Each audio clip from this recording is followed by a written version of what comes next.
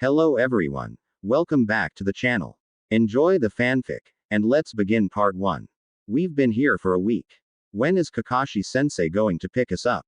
Came the indignant shout of a 12-year-old youth. His voice rattled his teammates who were in the room with him. The obvious female of the group looked at him with only annoyance while the other male of the group seemed content to look out the window in an obvious attempt to ignore the rambunctious antics of his teammate. However, the female of the group wasn't so forgiving. Would you calm down, Naruto? Kakashi-sensei is a jonin. He had an urgent jonin meeting back in Konoha. I'm sure he'll come and pick us up soon. Would it kill you to have some patience like Sasuke-kun? The girl asked in almost a snarl, fed up with her teammates' apparent childish frustrations. She merely shook her head as she watched him turn over off the mat and look out the window and into night sky of Takigakure, or rather called the village hidden in the waterfall. His spiky, blonde hair swayed in the night breeze. He snorted at the idea of being compared to his cool teammate in the corner who had been looking out the window like he was. He honestly figured that his frustrations weren't entirely unfounded. It had been a week ago that he and the rest of Team 7 had helped a shinobi from Takigakure by the name of Shibuki in escorting him back to his home.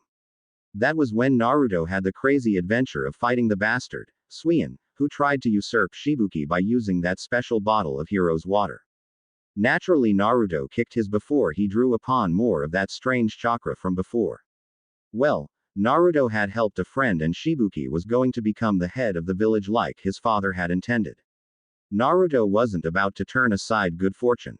However, as nice as it was here, Naruto really wanted to go home and get some ramen if at all possible. But they couldn't leave until Kakashi got here. TCH, patience like Tem. He probably can't wait to leave either. He's probably more eager than I am to leave, Sakura-chan, Naruto remarked. A swift punch over the head was his answer, which made Naruto grumble. Why was he the only one who got hit all the time? He didn't think he said anything wrong. As Uchiha Sasuke watched Haruno Sakura pound her fist over his blonde teammate's head, he found his mind going over what Naruto had said. While he wasn't ever going to admit it, Naruto was actually right. Sasuke did want to leave. He hated that he couldn't do something with his time while in this village. Because it was a different shinobi village, he couldn't train or practice techniques without allowing for the possibility of some foreign shinobi stealing them, treaty or not. Sasuke hated it when he wasn't doing something that could have furthered his goal. He too wished that Kakashi would hurry up with whatever he was doing and come get them so that he could go home and train. Though, as he said previously, he wasn't going to give Naruto the satisfaction of knowing that he was right about what Sasuke was thinking. Sasuke blinked himself out of his thoughts just in time to turn to see a rather interesting sight. I'm just saying that there isn't anything to do here. I'm going to become the future Hokage of Konoha. I need to train to get better than I am right now. We're not getting it done in this village, Dadbeo. Also, why do you keep hitting me whenever I say something? Naruto said while Sakura growled. Her fist was actually tightening in her hands as a vein nearly snapped in her forehead at her teammate.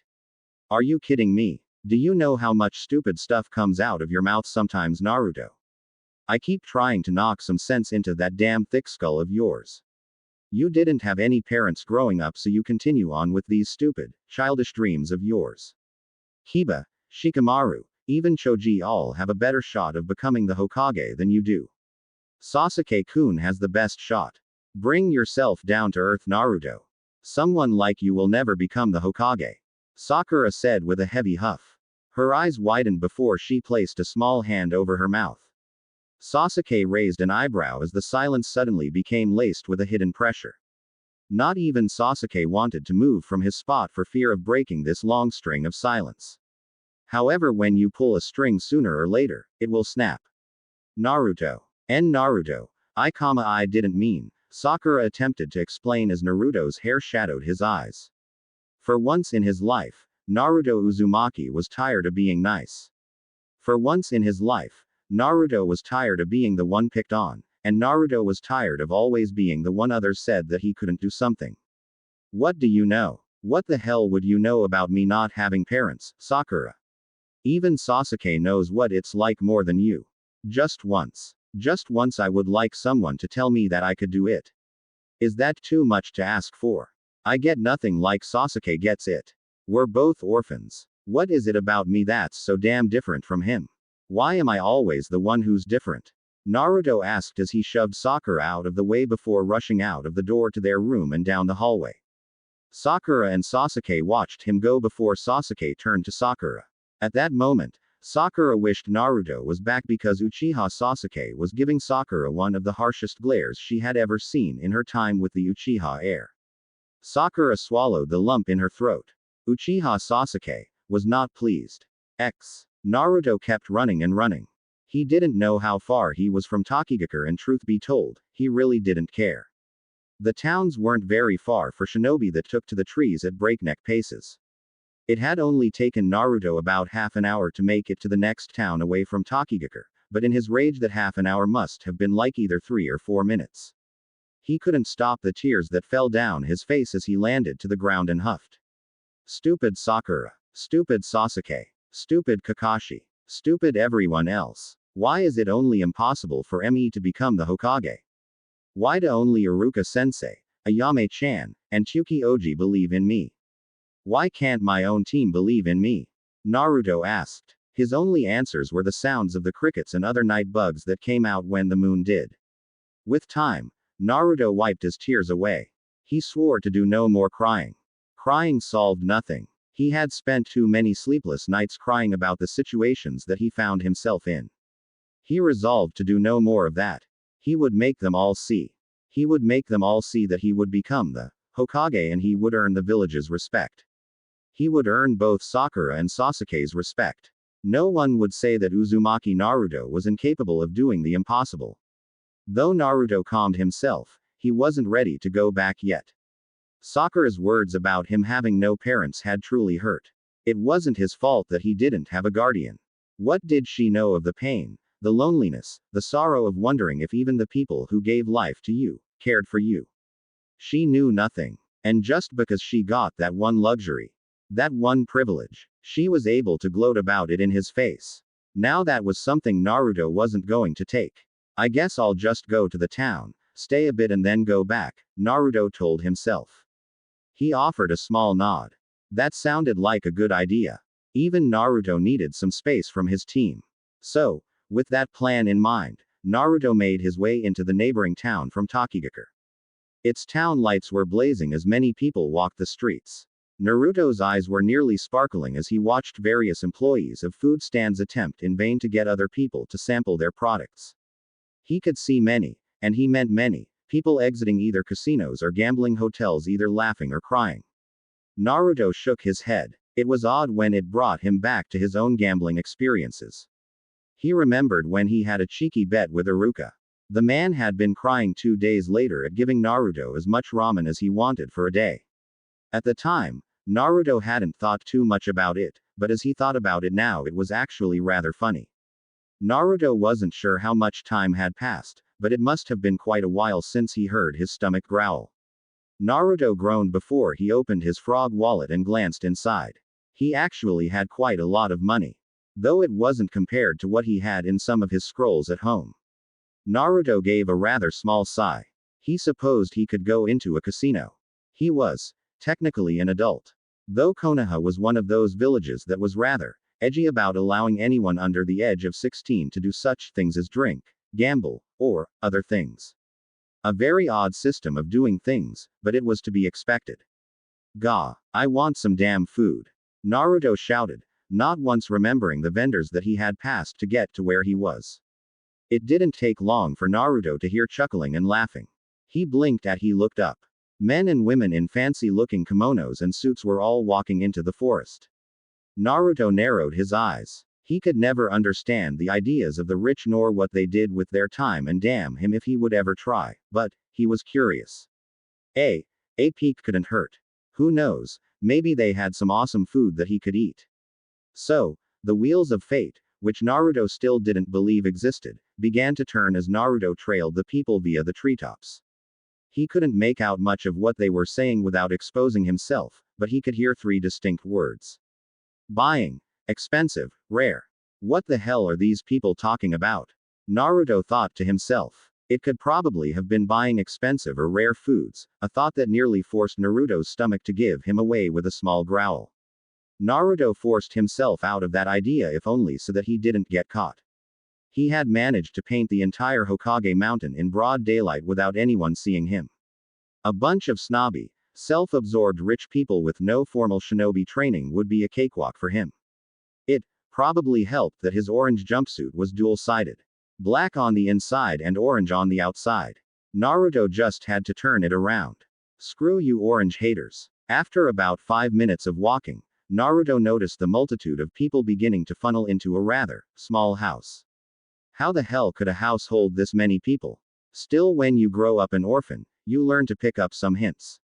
Naruto could tell something was off about the house. Why would this place have this many guards? Naruto asked. He could see at least 3 mercenaries on the room and 4 others guarding the 4 corners of the house. Each had a blade about as big as Naruto himself. Though Naruto hoped none of these guys knew how to use it like Zabuza. Just the thought made Naruto shiver. Still, this interested Naruto, even with the danger. Naruto was getting that food. Naruto was hardly unaccustomed to dangerous situations. If there was one thing Iruka always complimented about Naruto, it was that he was 2 things. He was unpredictable, and he had a very dangerous mind. Walking a couple of feet away from the house, Naruto gave a breath before he crossed his fingers. Kage Bunshin no Jutsu, Naruto called out and created 2 clones.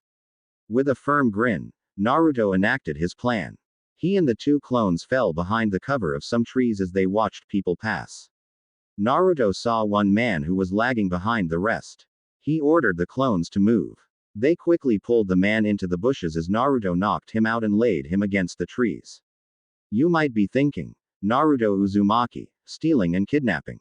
Why would a child with such innocent and a heart of gold do such a thing? Heroes don't do that. Well, Naruto was an orphan and this was a mission. Missions were off the books and an orphan did whatever they had to do to survive. Naruto wasn't as innocent as he probably led some poor sap to believe. As he pillaged the man of all he could find, he gawked as he opened the man's wallet. This guy's loaded. Naruto thought as he actually had trouble counting the bills and coins of yen and ryo in the man's wallet. It was like 30 or 40 times what Naruto had in his own wallet. Naruto grinned. The man was rich. He wouldn't be needing these. Naruto chuckled as he added the man's funds to his own. The amount of ramen this would get him was staggering, with enough left over to do with what he pleased. Still, Naruto didn't stop there as he continued to give the man a one-over. He reached deep into the man's pockets and blinked when he felt something hard. He picked it up and held it in his hand. A ring? Naruto asked himself. The 2 clones merely watched the original finger the ring in his hand. It was a white ring with a shiny gem in its center. The gem looked purple at its core. Naruto had to admit, it looked beautiful. Maybe it was worth something. Well, whatever. Naruto quickly placed it on finger. Rings were to be worn right. Though it did look tacky. Having all that he needed, Naruto tied the man up and then left him before he turned to his clones. You guys know the drill, he said. They both nodded before they gave the same hand sign and a puff of smoke covered their forms. The attendee to the door sighed in relief. Finally, the people were settled. This job sucked. Why couldn't rich people have better things to do with their time? But he was getting paid for this, so it wasn't like he cared either way. All right, boys. Let's lock the. He paused when he heard more walking. He looked and noticed a boy with yellow hair, blue eyes, and whisker marks walk into his vision. He wasn't alone as he was surrounded by 2 other mercenaries, each with a sword at their waist. 1 female and 1 male surrounded him. The mercenaries that guarded the building narrowed their eyes, but the attendee stopped them from moving. He gave a rather small smile as the blonde boy stopped in front of him. Isn't it past your bedtime, little man? This isn't a place for kids. The man said. Truth be told, he was talking out of his ear. There had been too many instances where young lord or young ladies had been to this type of thing. Sure, they had guards, but usually they were with their parents. This was a little suspicious after all. Forgive him if he would have a little fun. The boy snorted as he looked up at the man. His hard blue eyes glaring into his form. I feel like Sasuke. Naruto thought before he took a deep breath. My parents thought I would be fine on my own. I don't see why they needed to bring guards with me. It's my birthday, Satu-san and Ka-san said I could get some tasty eats. Naruto said. He hadn't expected the attendee to laugh as he held his stomach and hunched over. Though despite his confusion, Naruto didn't remove his gaze. Is that what they call it? Well, they aren't wrong. We got a lot of tasty eats for ya kid. So it's the birthday man's first time here Well, did your mom or dad give anything to you? To show me that you aren't lying? He asked with a small smile. Naruto swallowed the lump in his throat. Keep cool, Naruto. This was just like that time you posed as an Inuzuka to put female dog hormones on all the men and women before unleashing all the dogs. Oh man, that was a funny sight. Well, I don't know if Tu-san was supposed to give me anything, but Ka-san gave me this ring. Told me I'd be fine, Naruto said, showing the white ring with the purple gem to the attendee. Naruto noticed the man's face actually pale at the sight. Nearly all color seemed to drain away from him. The man quickly verified the ring before swallowing his attitude and any of his humor. Right this way, young lord. We'll show you your accommodations, he said as he opened the door. Naruto merely nodded as he and his disguised mercenaries walked inside. The attendee closed the door as Naruto walked into the hallways. He blinked. The house was fancy as he expected, but he didn't see any of the people who had previously settled into the house. Good evening, young lord. If you would follow me, I will show you to the rest of the festivities, a woman said as she came from a separate room. Naruto had to admit that she looked beautiful. Her clothes really didn't leave much to the actually put Sakura to shame with her beauty. He couldn't resist the blush that appeared on his face. She merely giggled before opening a door which seemed to go into the very depths of the earth. Naruto followed after her. Somehow, someway, this was a bad idea. Naruto and his clones followed her down the flight of stairs. Is there any food here? Naruto felt the need to ask. The woman chuckled as she looked at her clipboard. Most don't come here for the food, young lord, but we do have refreshments if it suits you. We'll make sure that you are well tended to, she said with a smile. Naruto just chuckled nervously as they finally made it to where he heard hundreds of people talking. Once they came into the main floor, Naruto gawked. So many people were eating delicious foods. The aroma filled his nose as Naruto nearly felt the urge to drool, but he had to keep his appearance. No matter how hard it was. If you will follow me, young lord, I will show you to your private room. There you will have refreshments and we will give you our menu, she said. Naruto grinned and nodded. He could hardly wait. It hadn't taken long for the woman to bring Naruto to his room. She unlocked the door which was seated behind a mirror. There had to have been more than just his because he saw plenty of other ones. Might I interest you in our menu before you get started? Because of your ring's benefits you are allowed to see the special auction before the people who sit in the seats below. We ask that you place your value wisely, she said. Naruto just nodded. Oh, so some kind of item auction was going on. Well, Naruto didn't mind. Maybe he could get some kind of neat sword or maybe even something for his house. Sure, Naruto said. The woman nodded before she left the room for a quick moment, allowing Naruto and his clones to glance around. Boss, I don't think this is a good idea, the female mercenary said. Naruto was actually inclined to agree, but it all looked so damn cool. The chair he was sitting in was even more comfortable than his couch back at home. How the hell could a chair be more comfortable than a couch? Naruto sighed as he watched the people eat. He didn't really know how much time had passed him by. He probably should have hurried back to his team, but he couldn't deny that he was having a lot of fun.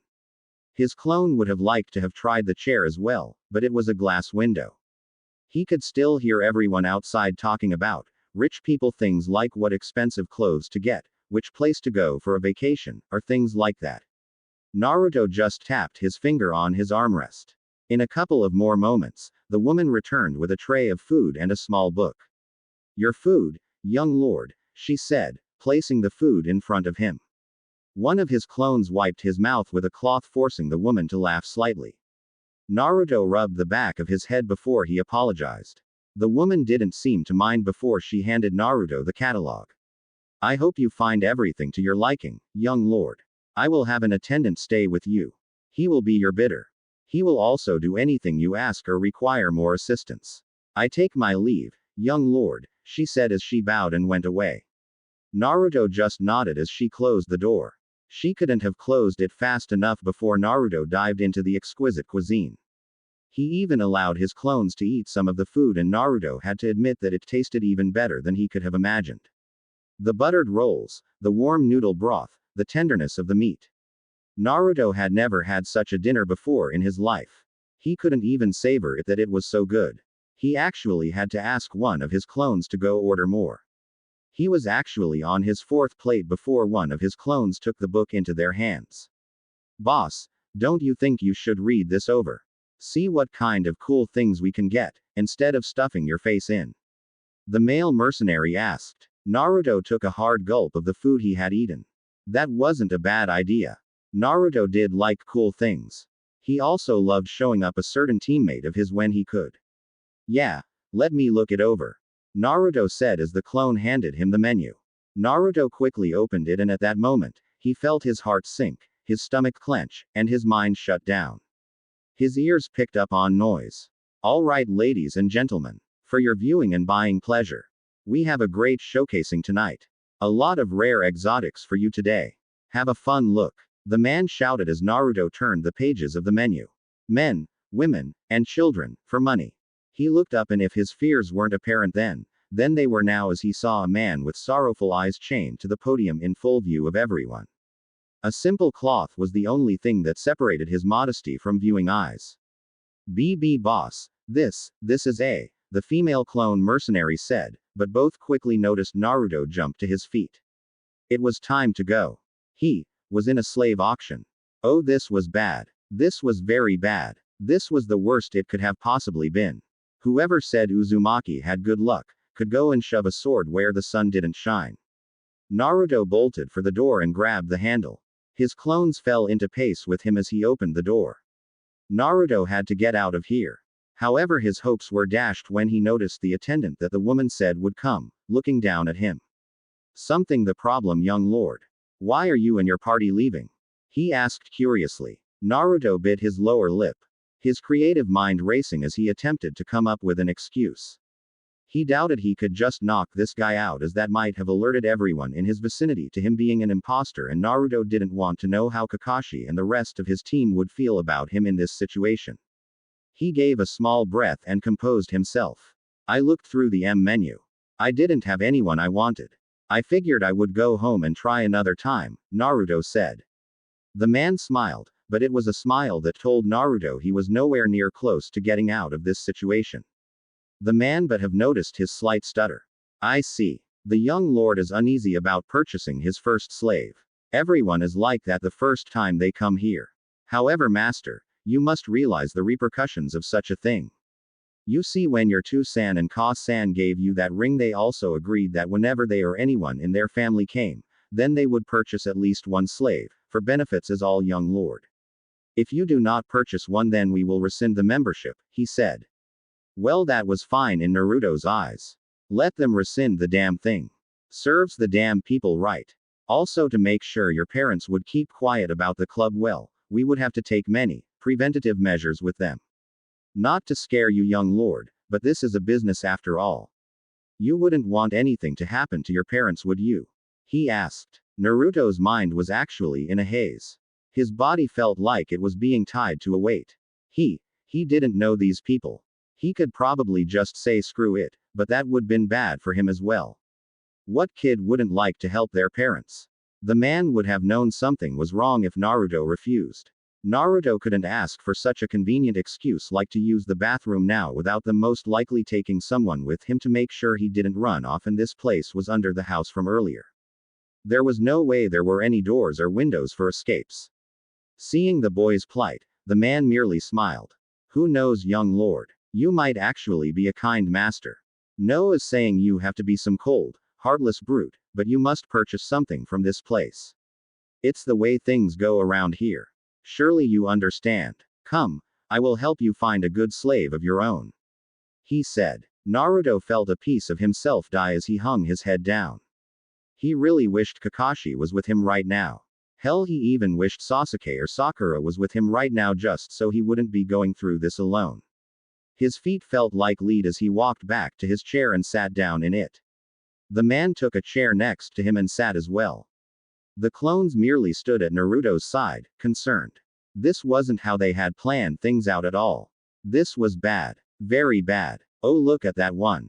Young lord. A fine specimen, the attendant said as Naruto turned his eyes to see a man, different from the first one, standing on the podium.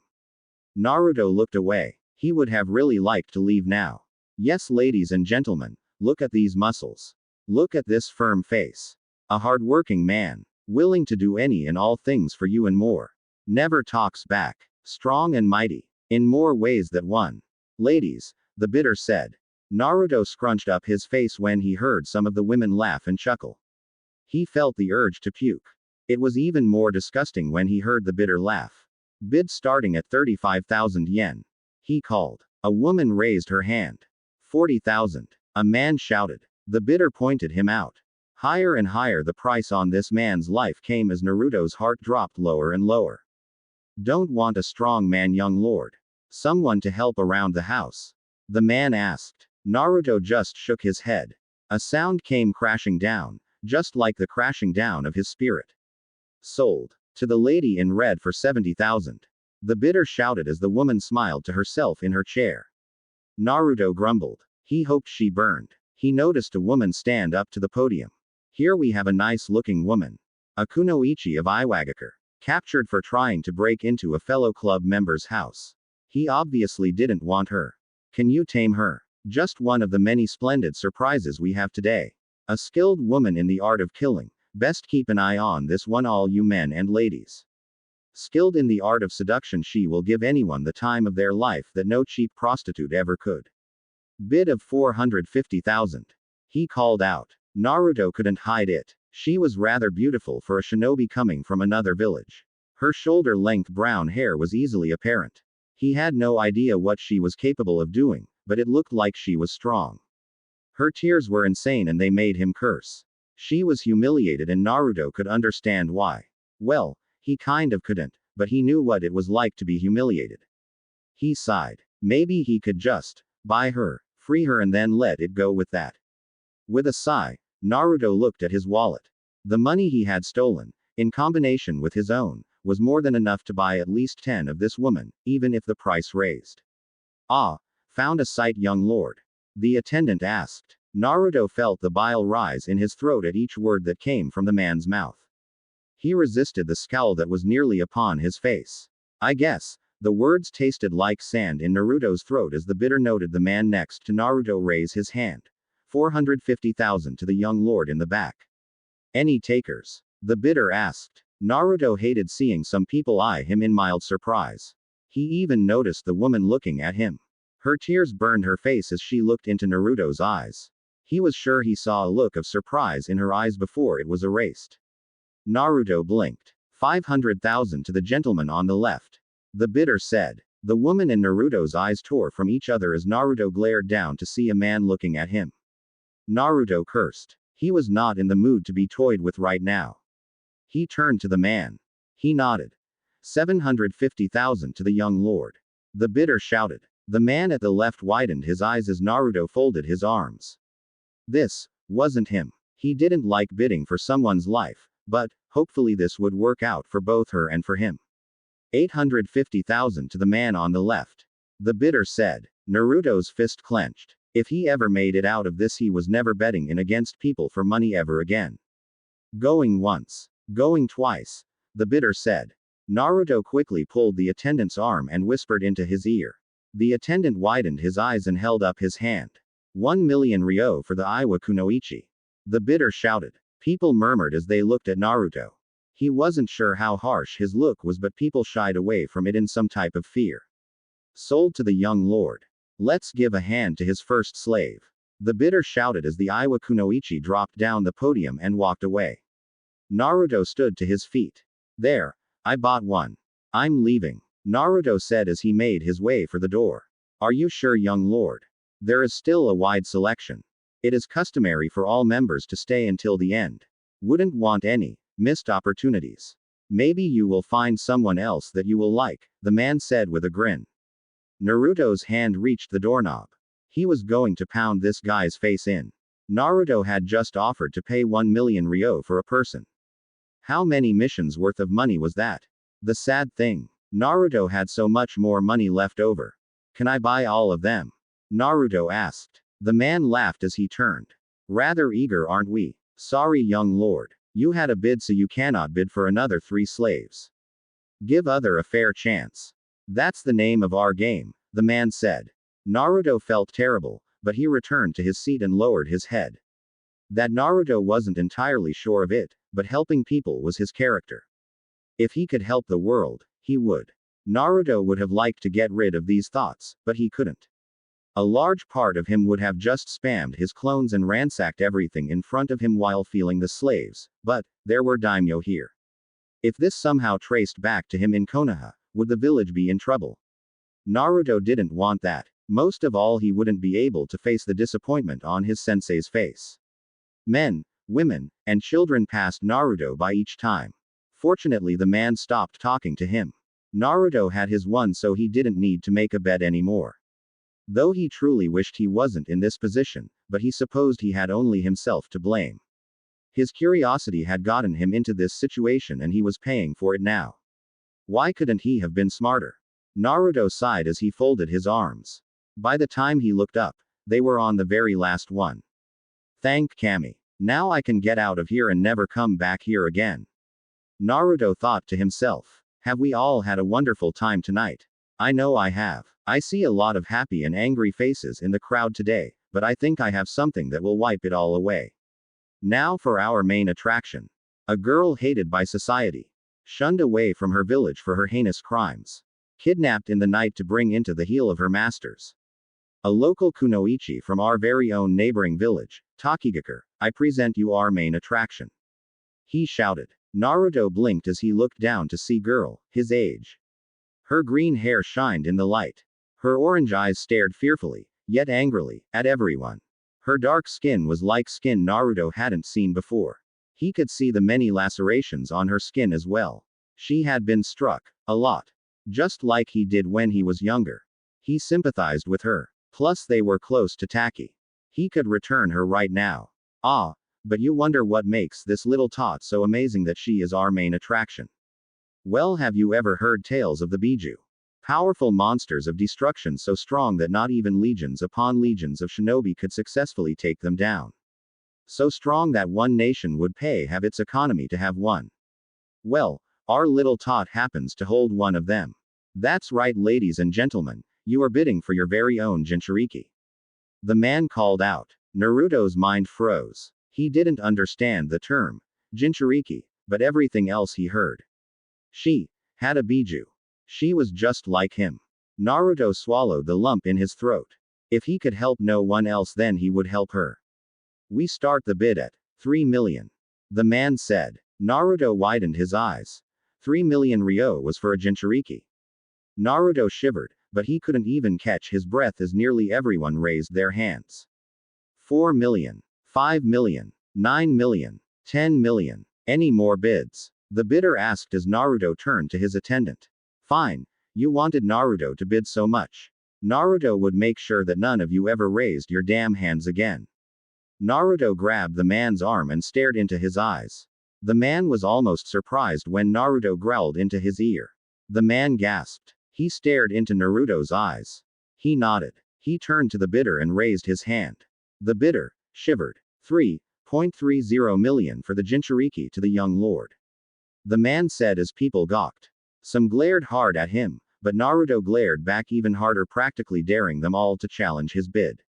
The tacky girl looked at him for a moment before she looked back down at the ground. Sold to the young lord for 30 million. The bidder said, the sound of its state come hammering down. The guards took the girl away as people began to file away. Naruto stood to his feet and walked for the door. His clones and his attendant followed him. Impressive bids, young lord, but before you acquire your new assets you have to pay for them first. Please fill out this form as we walk towards the payment stand, he said. Naruto just nodded, sick to his stomach of the night. He was physically, mentally, and spiritually exhausted. Do slaves ever go free? Naruto felt the urge to ask. The man laughed. Well, I know there are masters who will keep their slaves until the exact moment that slave dies. Other kind masters allow their slaves to work a while and then let them leave. However, that's for normal slave auctions, young lord. That doesn't happen here. When you bought your slaves, you bought every single legal right that they own. They are yours now, until you or they die, he said. Naruto blinked. He didn't want to hear that. What if I don't want slaves forever? What if I don't want them anymore? What if I just want them to leave me alone? Naruto asked rather angrily. The man noticed. It was necessarily hard to find out the young lord's ultimate intentions. Well then you have merely just wasted 31 million ryo on 2 slaves who cannot leave your side. I would make a peace with that now, the man said. Naruto stopped walking. His intentions had been utterly destroyed. Naruto looked down at the ground, but he soon followed on. This was going to be tough to explain. Naruto and his attendant came to the payment area. Naruto, having filled out the form, gave it to the man behind the desk.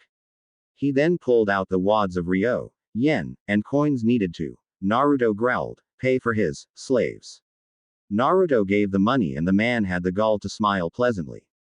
Good doing business with you, young lord. Now if you don't mind heading to one more place we will get you acquainted with your seal, he said. Naruto didn't even have the time to ask before he was dragged away. Hey, put me down. What are you drawing on me? Naruto asked as he kicked his feet in a chair. Please calm yourself, young lord. This is merely your master seal, that is all. Your assets are getting theirs as well. No, they cannot be a village's perimeter away from you. If they are, then the seal will activate and electricity will surge into their brains, killing them instantly. It will also activate in brief periods if they attempt to cause you harm. You may activate it yourself if you prefer to truly force your will. A lot of masters do this. Nothing too much. Just keeps the slaves in line, the attendant said as Naruto shivered. That's what they meant when they said that they couldn't get away. Oh no, what am I going to do? Sakura-chan, Sasuke, and Kakashi-sensei are going to kill me. Naruto thought, and just as he finished that thought he saw the seal had been finished and the chakra applied. The light from the seal faded as Naruto was unstrapped from his chair. Well now, then here are your papers. Your slaves are at the back of the house. Follow the hallway down the right and you will find them. Have fun, young lord, the attendant said with a wave as Naruto swallowed as he and his clones walked off. Naruto felt like he had hit rock bottom. He bought people. He gambled with people's lives. He participated in slave trading. He was a master now, of slaves. Naruto felt one of his clones touch his shoulder. It's done, boss. Should we dispel? The female mercenary asked. Naruto nodded, confident that no one was following him now. The two popped away in smoke as Naruto made it to the end of the hall. It couldn't have come long enough. Naruto stared forward and saw chained collars around the kunoichi from Taki and the kunoichi from Iwa. The chains were held by a tall man. He looked down at the still disguised Naruto. Your slaves, young lord. Oi, present yourselves to him. The man said, and Naruto, with all his inner will, resist the urge to kill the man where he stood when he kicked both forward. Both kunoichi bowed. We live to serve you, lord. Do with us as you see fit, both said. Naruto took a haggard breath to calm his nerves. It was even higher when the man nudged his arms. Goodbye, young lord. Don't do anything I wouldn't do, he said as he handed the chains to Naruto before opening the door for the blonde fake lord to leave. Naruto shivered as he took a step. The chains rattled much like the rattling of thoughts in his head as Naruto made it back into the outside. The sounds of footsteps behind him made him all the more aware that this was real. Naruto stopped walking as did his slaves. He looked at the ground. I'm no lord, Naruto said. The Taki kunoichi and Iwa kunoichi looked at him before both saw a poof of smoke as Naruto changed back into his orange jumpsuit. Both could see him actually trembling. I was just a stupid idiot who got curious and followed a bunch of idiot rich people. Everyone I saw, I wanted to save, but I couldn't. In my head I thought, if I buy them immediately, give them their paper rights and let them go, then I might have made some good out of the situation. Dadbayo. Gomen. Gomen, Naruto said as his shoulders trembled. His hair shadowed his eyes as his tears fell down. Neither slave spoke, unsure of what to tell their apparent master. Slaves did not speak unless given permission to. You guys can speak if you want to, Naruto said. That seemed like an order, so the Iwa kunoichi shifted her chains. We could have gotten worse, master. For good or worse, we are your property now. I would suggest that you live with this, just as we will live knowing this as well. Our lives are now yours, master, the Iwa Nin said before she backed away. Naruto sniffled. Can I know your names? Naruto asked. They didn't understand why he asked, but the Iwa Nin gave a hard grunt of her throat before opening it. Uzumaki master, she said before offering a bow. Naruto nodded before turning to the green-haired girl his age. She couldn't meet his eyes, but her voice was a whisper. Fu SSU, M master, she said, and Naruto just nodded before attempting to give both his best smile. Naruto Uzumaki. Pleased to meet you guys, Naruto said before taking out a kunai from his pouch. Uzumaki and Fu widened their eyes at the weapon as Naruto approached them. Suzume shivered as Fu took a step back. Naruto quickly took note of their responses. I want those damn chains off the both of you. They make me sick, ya know, Naruto said as he slashed at the chain, breaking it from Uzumbaki's legs and arms before following to Fu's legs and arms. Naruto gave a nod before turning away. Come on, I'll buy you some clothes. You guys must be cold, Naruto said. As if to answer him, a breeze made its way through the area, making Fu and Uzumaki shiver in their rags. Naruto sighed before he beckoned them to follow him. What a night it turned out to be. Naruto ignored the looks sent his way. He was used to it, but maybe hate and disgust went hand in hand. Naruto released a sigh before they appeared in front of a clothing store. Go inside and ask the lady to help you. Pick out clothes that you like or that you think you will need. I'll just wait out here, Naruto said. Uzumaki and Fu nodded before they bowed and went into the store. Naruto sat on a bench. He didn't need the people to tell him. The Konoha genin was ashamed of himself. For once in his life, he was utterly lost on what to do. Naruto had his head in his hands. He had a headache. How was he going to explain all of this? Oh hey guys, I screwed up and bought to slave Kunoichi and I have no way of setting them free. Hee I'm a klutz, aren't I? Naruto acted before he groaned. He was so damn doomed. How would his Gigi take this? Or even his friends? Could Naruto even support 2 extra people in his apartment? Well, since Naruto stole that money he had about, Naruto quickly checked his wallet, another 40 million to do with what he pleased. Man, this guy was loaded. Well, Naruto would put it to better use. Another 15 minutes passed as Naruto noticed Uzumaki and Fu walk out of the store. Naruto quickly paid the cashier for all the clothes. You both, look nice. Naruto attempted to compliment. Neither seemed to respond negatively or positively. Naruto just shook his head and had them both follow him. It was late and he was tired. He would sort this all out tomorrow. Given that he wasn't running through the trees, it took an additional 30 minutes for him to make it back to Tokigakure. So many lights were out. He sighed before turning back to Uzumaki and Fu. He turned to Fu specifically. I bought you because they said you were from Taki. I thought it would have been a cakewalk to release you back here. Hey, guess I screwed up, Naruto said with a very strange chuckle. Fu's eyes hardened. I have nothing to say to anyone from Taki SSU, M master, Fu muttered out. Naruto turned and could see the hatred in her eyes and the contempt for Taki. Obviously Taki was probably the reason she was in this situation in the first place. He didn't like hearing them call him master, and he could order them to stop, but that wouldn't change the situation or their dynamic. Oh, sorry. I thought it was a good idea, Naruto replied. Fu shook her green hair. It is not master's fault, Fu said. Naruto just thanked her before he led them into the hotel. It was a rather uneventful walk. He did send a harsh glare to the receptionist of the hotel who had given Fu a hard look. This is where my team and I stay. I've been gone a long time. I just want us all to rest tonight and we'll get this mess sorted out tomorrow. That sound good? Naruto asked. Fu and Uzumaki merely bowed. If that is your will, master, Uzumaki said. Naruto gave a groan. That was going to really take some getting used to. He used his hotel key and opened the door.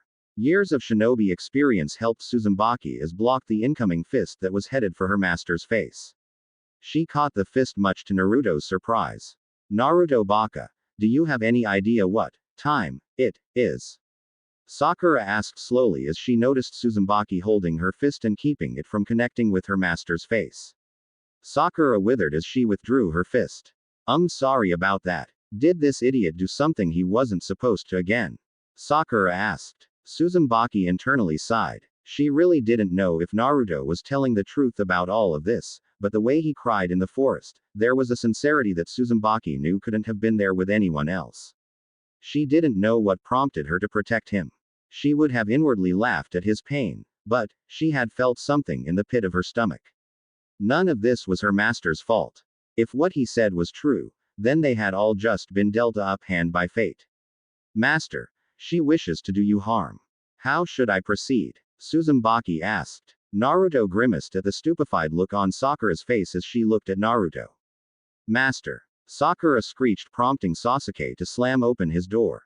He gave a hard glare to Sakura before turning to see Naruto surrounded by females.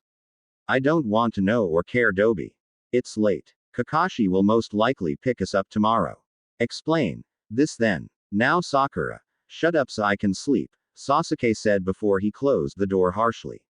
Sakura deflated. Great. She had made Sasuke-kun angry. Naruto sighed as he scratched his scalp. He then gently touched Uzumbaki's shoulder. It's okay, Uzumaki-san. She's right. I was gone too long. We got into a fight, which is how this whole thing started, Dadbao. You can get your stuff settled, Naruto said. Uzumaki gave Sakura a glare before releasing herself. She gave a small bow. Sakura dropped to the ground in confusion. Master, would you like to run your bath xSuzumebachi?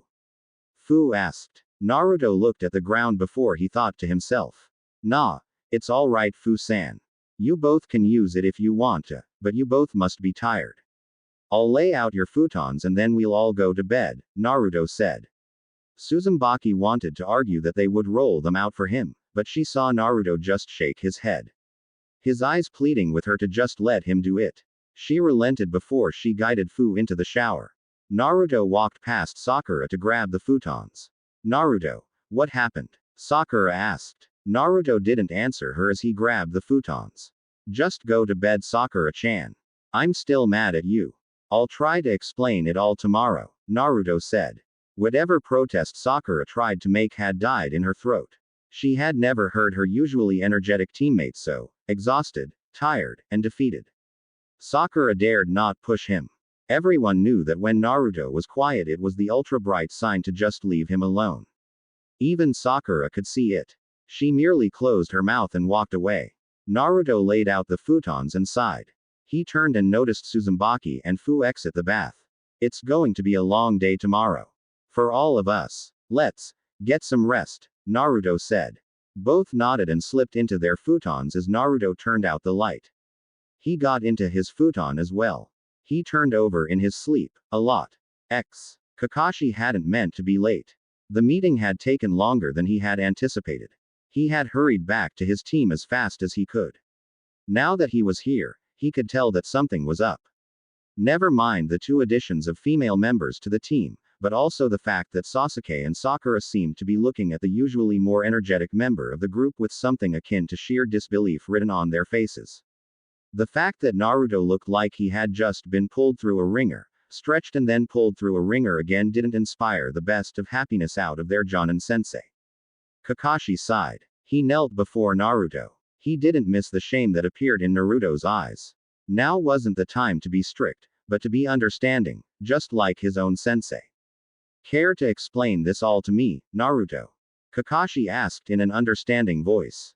Right now, Naruto looked like he really needed to let this out. Kakashi would allow him to do so. Sakura and Sasuke turned to Naruto. Naruto looked back at Uzumaki and Fu for a moment. He then nodded. Naruto regaled Kakashi with the story of his fight with Sakura, which Kakashi sent a light glare to Sakura, which told her that they would be having a talk later as well. Naruto then told him how he wanted space from the team for perhaps an hour or so, which had him spending time in the next town over. He then told Kakashi about walking through the forests feeling hungry. That was when he noticed rich people walking towards the house. Naruto assumed it had to be some kind of fancy restaurant, so he transformed to look like a young lord to get into the place. Naruto might have skimmed some details on the exact hows of doing it. He then told of his experiences as someone mistook him for the young lord of a very rich family, giving him their member ring. He told about his experiences at the slave auction and his thoughts while he was there. Upon discovering that he was a part of a slave auction, he tried to leave, but they said that he couldn't without purchasing at least one from the auction. Naruto figured he would buy the Iwakunoichi and then pay for her freedom rights, then let her leave. He thought it was a good choice. This honestly made Kakashi wonder why he was seeing two slaves then. Naruto paused for a breath for a moment before continuing. He then said he hadn't planned on buying anyone else, but he had to stay until the end, so he did. Kakashi-sensei, can I have your ear for a second? Naruto asked. Kakashi raised an eyebrow. He turned to the green-haired girl. Obviously there was something about her Naruto wasn't willing to share with his teammate and Kakashi. Kakashi watched Naruto turn to Fu. Fu, this is my sensei, Kakashi Hatake. He won't judge you and he'll try to help Datbeo.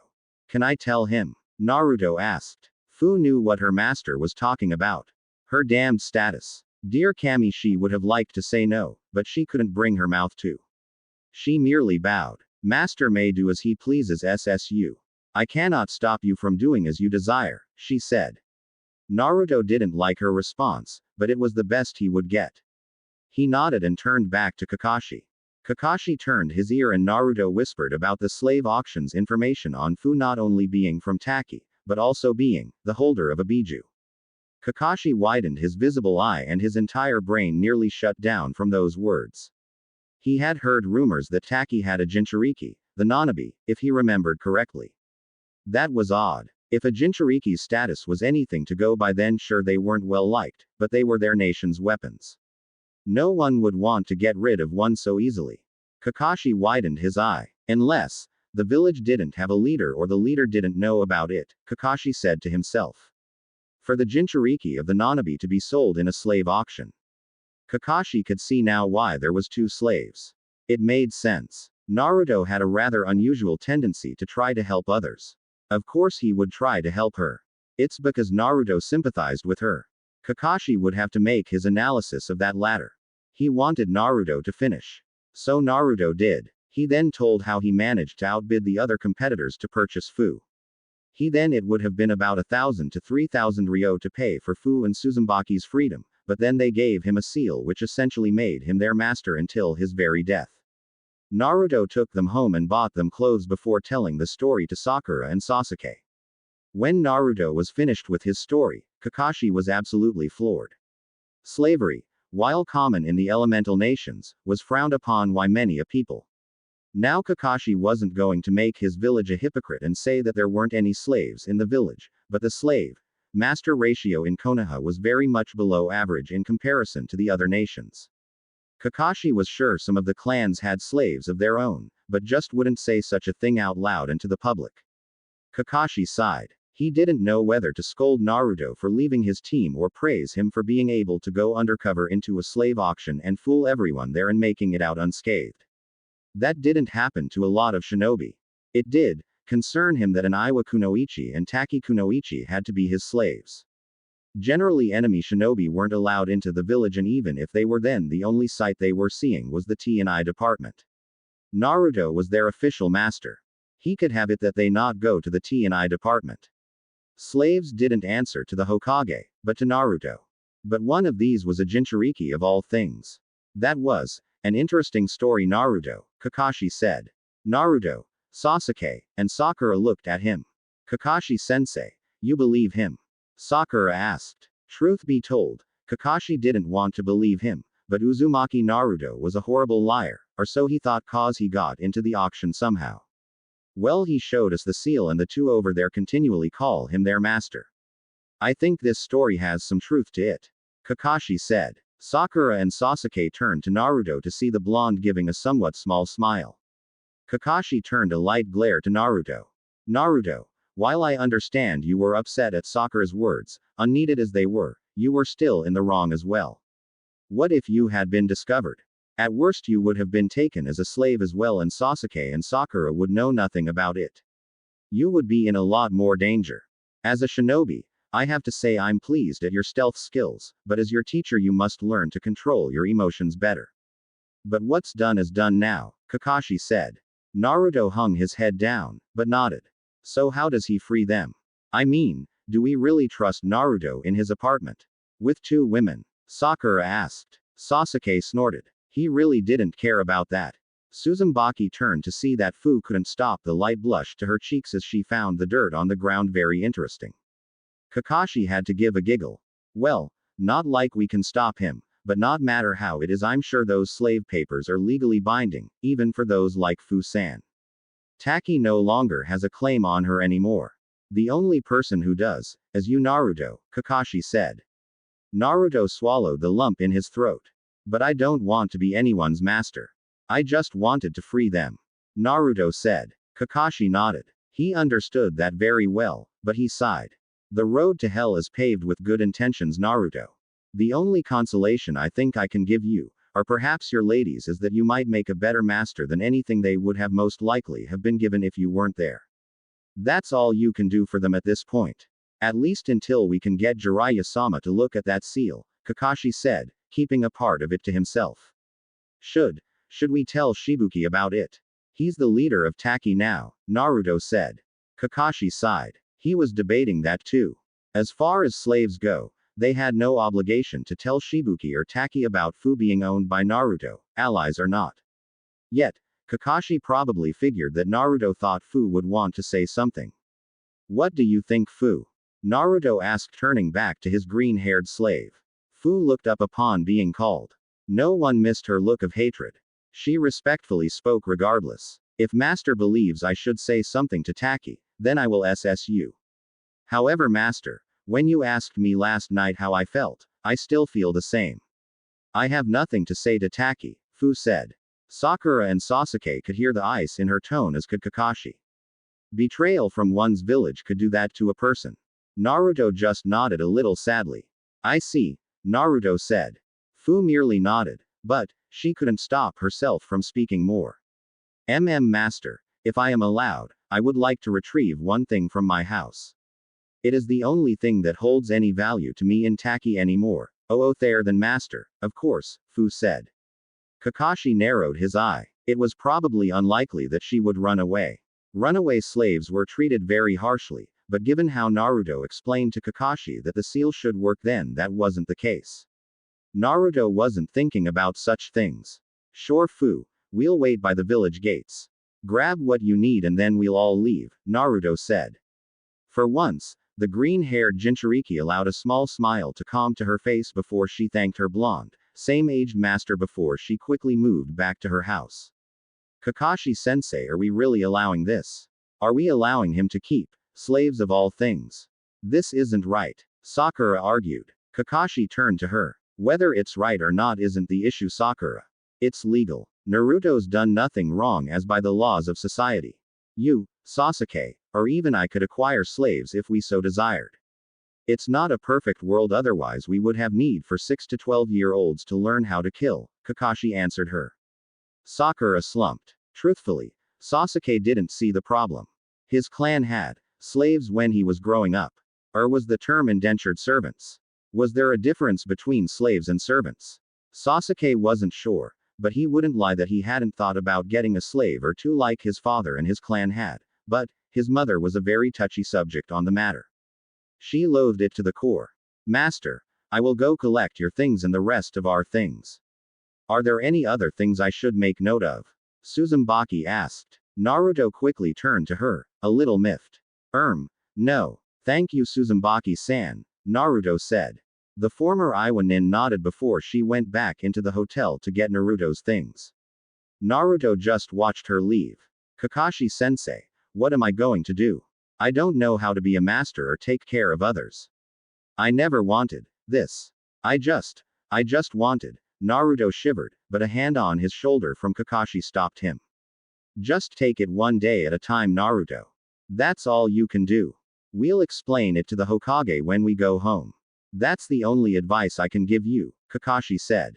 Naruto just took another breath and nodded. He was glad his sensei wasn't too hard on him. It hadn't taken long for Uzumaki to return with her things, Fu's things, and Naruto's things. It was an uneasy walk to the village gates, but they made it and only had to wait another 5 minutes for Fu to arrive, carrying an orange cylinder cloth on her back. Thank you for allowing me to bring this, master. It's all I have left, SSU, Fu said.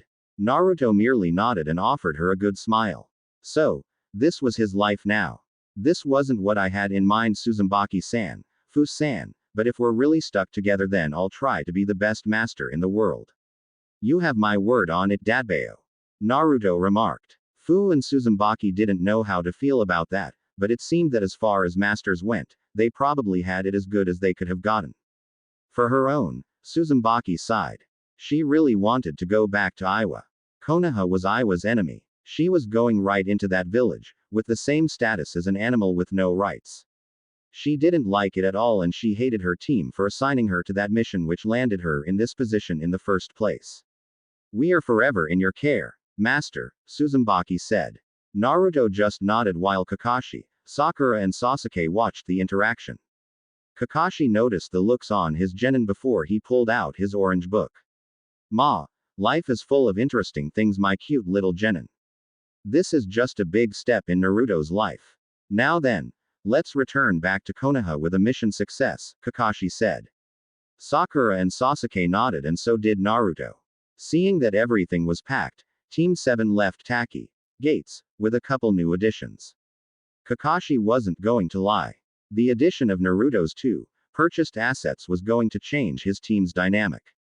It wasn't even that their purpose or function was different, but, given that Naruto told Kakashi about the limits that both girls could be, a distance from him, then Kakashi knew that Team 7 was going to have to get accustomed to Naruto having his slaves in nearly every single mission. It essentially hinged on their lives as well. Kakashi wasn't looking to test out the limits of the seal as well, at least not without Konoha's residential seal master for confirmation. Kakashi grimaced at himself. Even saying the word slave left a bad taste in his mouth. This wasn't even like in Ika Ika, where there was that one part with main protagonist, Ikika, and his love interest, Huki, having a master-slave role-play fetish. That was a good story. Yet this was real life and Kakashi definitely found it unappealing. He couldn't imagine Naruto's mindset. Sasuke looked like he didn't care, but obviously Sakura did. Even with the scene in front of them, Kakashi could see that certain actions were angering the female of the team, but she would have to learn to curb it. As much as Kakashi was against it as well, legal issues were just that, legal. In the eyes of the law, Naruto wasn't in the wrong. Though perhaps on morals themselves, Kakashi could see Naruto's uneasiness in accommodating both. I will go to the pond and refill your bottle, master, Sasuke, Sakura, and Kakashi heard Uzumaki say as she picked up Naruto's empty bottle. Naruto quickly turned to her. Why, you don't have to do that, Dadbao. I can do. Naruto didn't get to finish as the former Iwa Kunoichi bowed and walked away. Naruto nearly deflated. Kakashi sighed. It looked like Naruto would have rough time settling into his new, unwanted role as a master from his actions 3 days ago. Kakashi turned an eye and noticed Sakura suffocating her chopsticks in her hand as she struggled to eat her food. Sasuke didn't seem to have a problem as he seemed content to ignore his blonde teammates' interactions. Even when he doesn't want to be, Naruto is still unpredictable, Kakashi thought. He had never encountered this situation before. Oh sure, he had deal with my clients that had slaves and even worked for some of them on mission orders. Kakashi had seen many slaves mistreated by their masters and he was still ashamed to say he never did anything about it.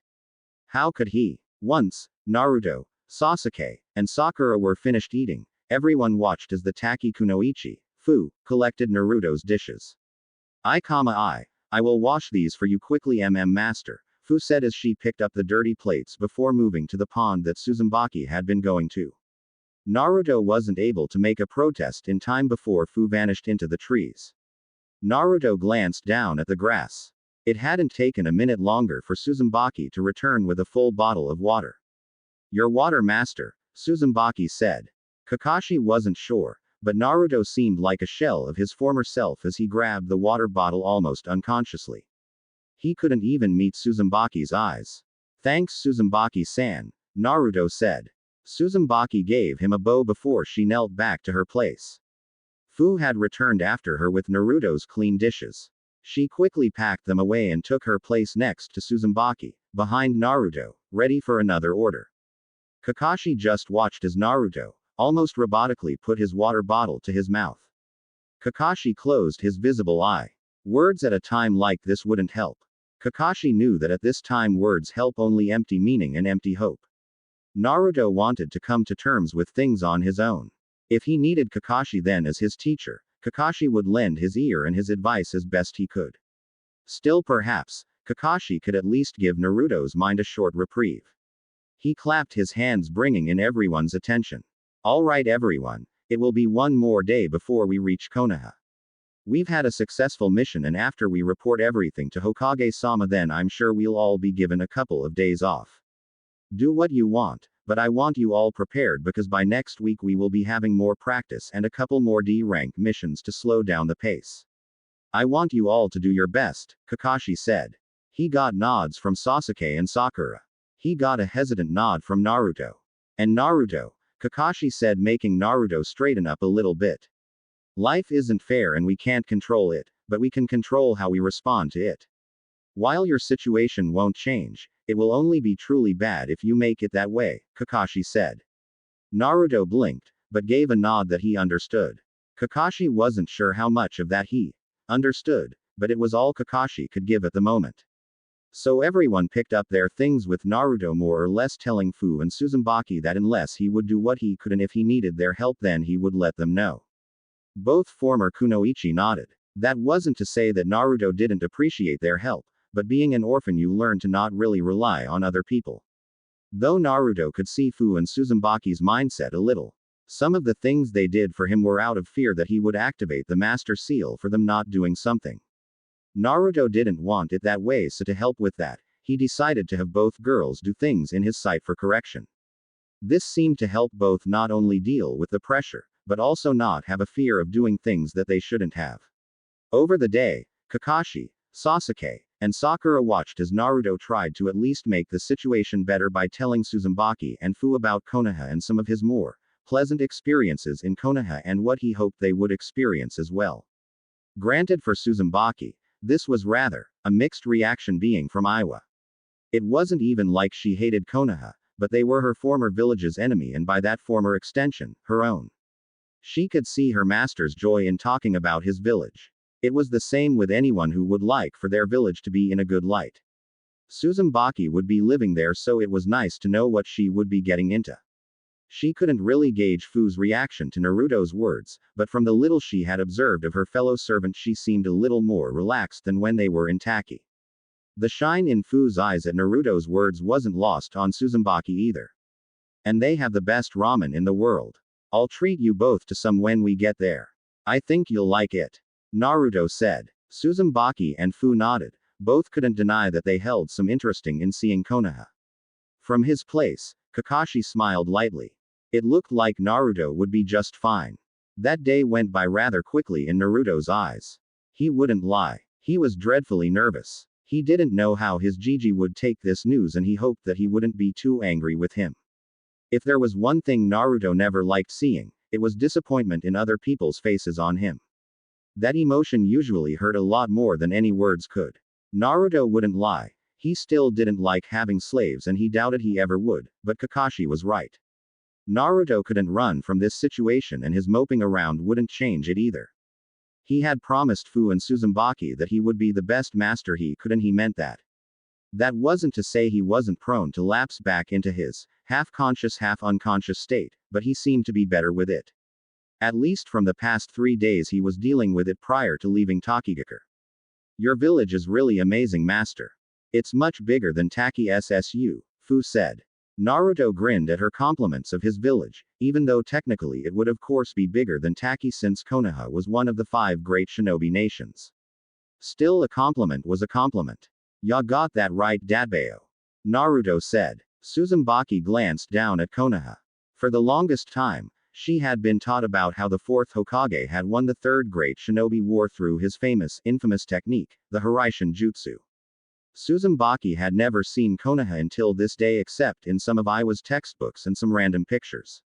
It definitely deserved to be called the village hidden in the leaves. Trees, Trees, and more trees surrounded the place for miles.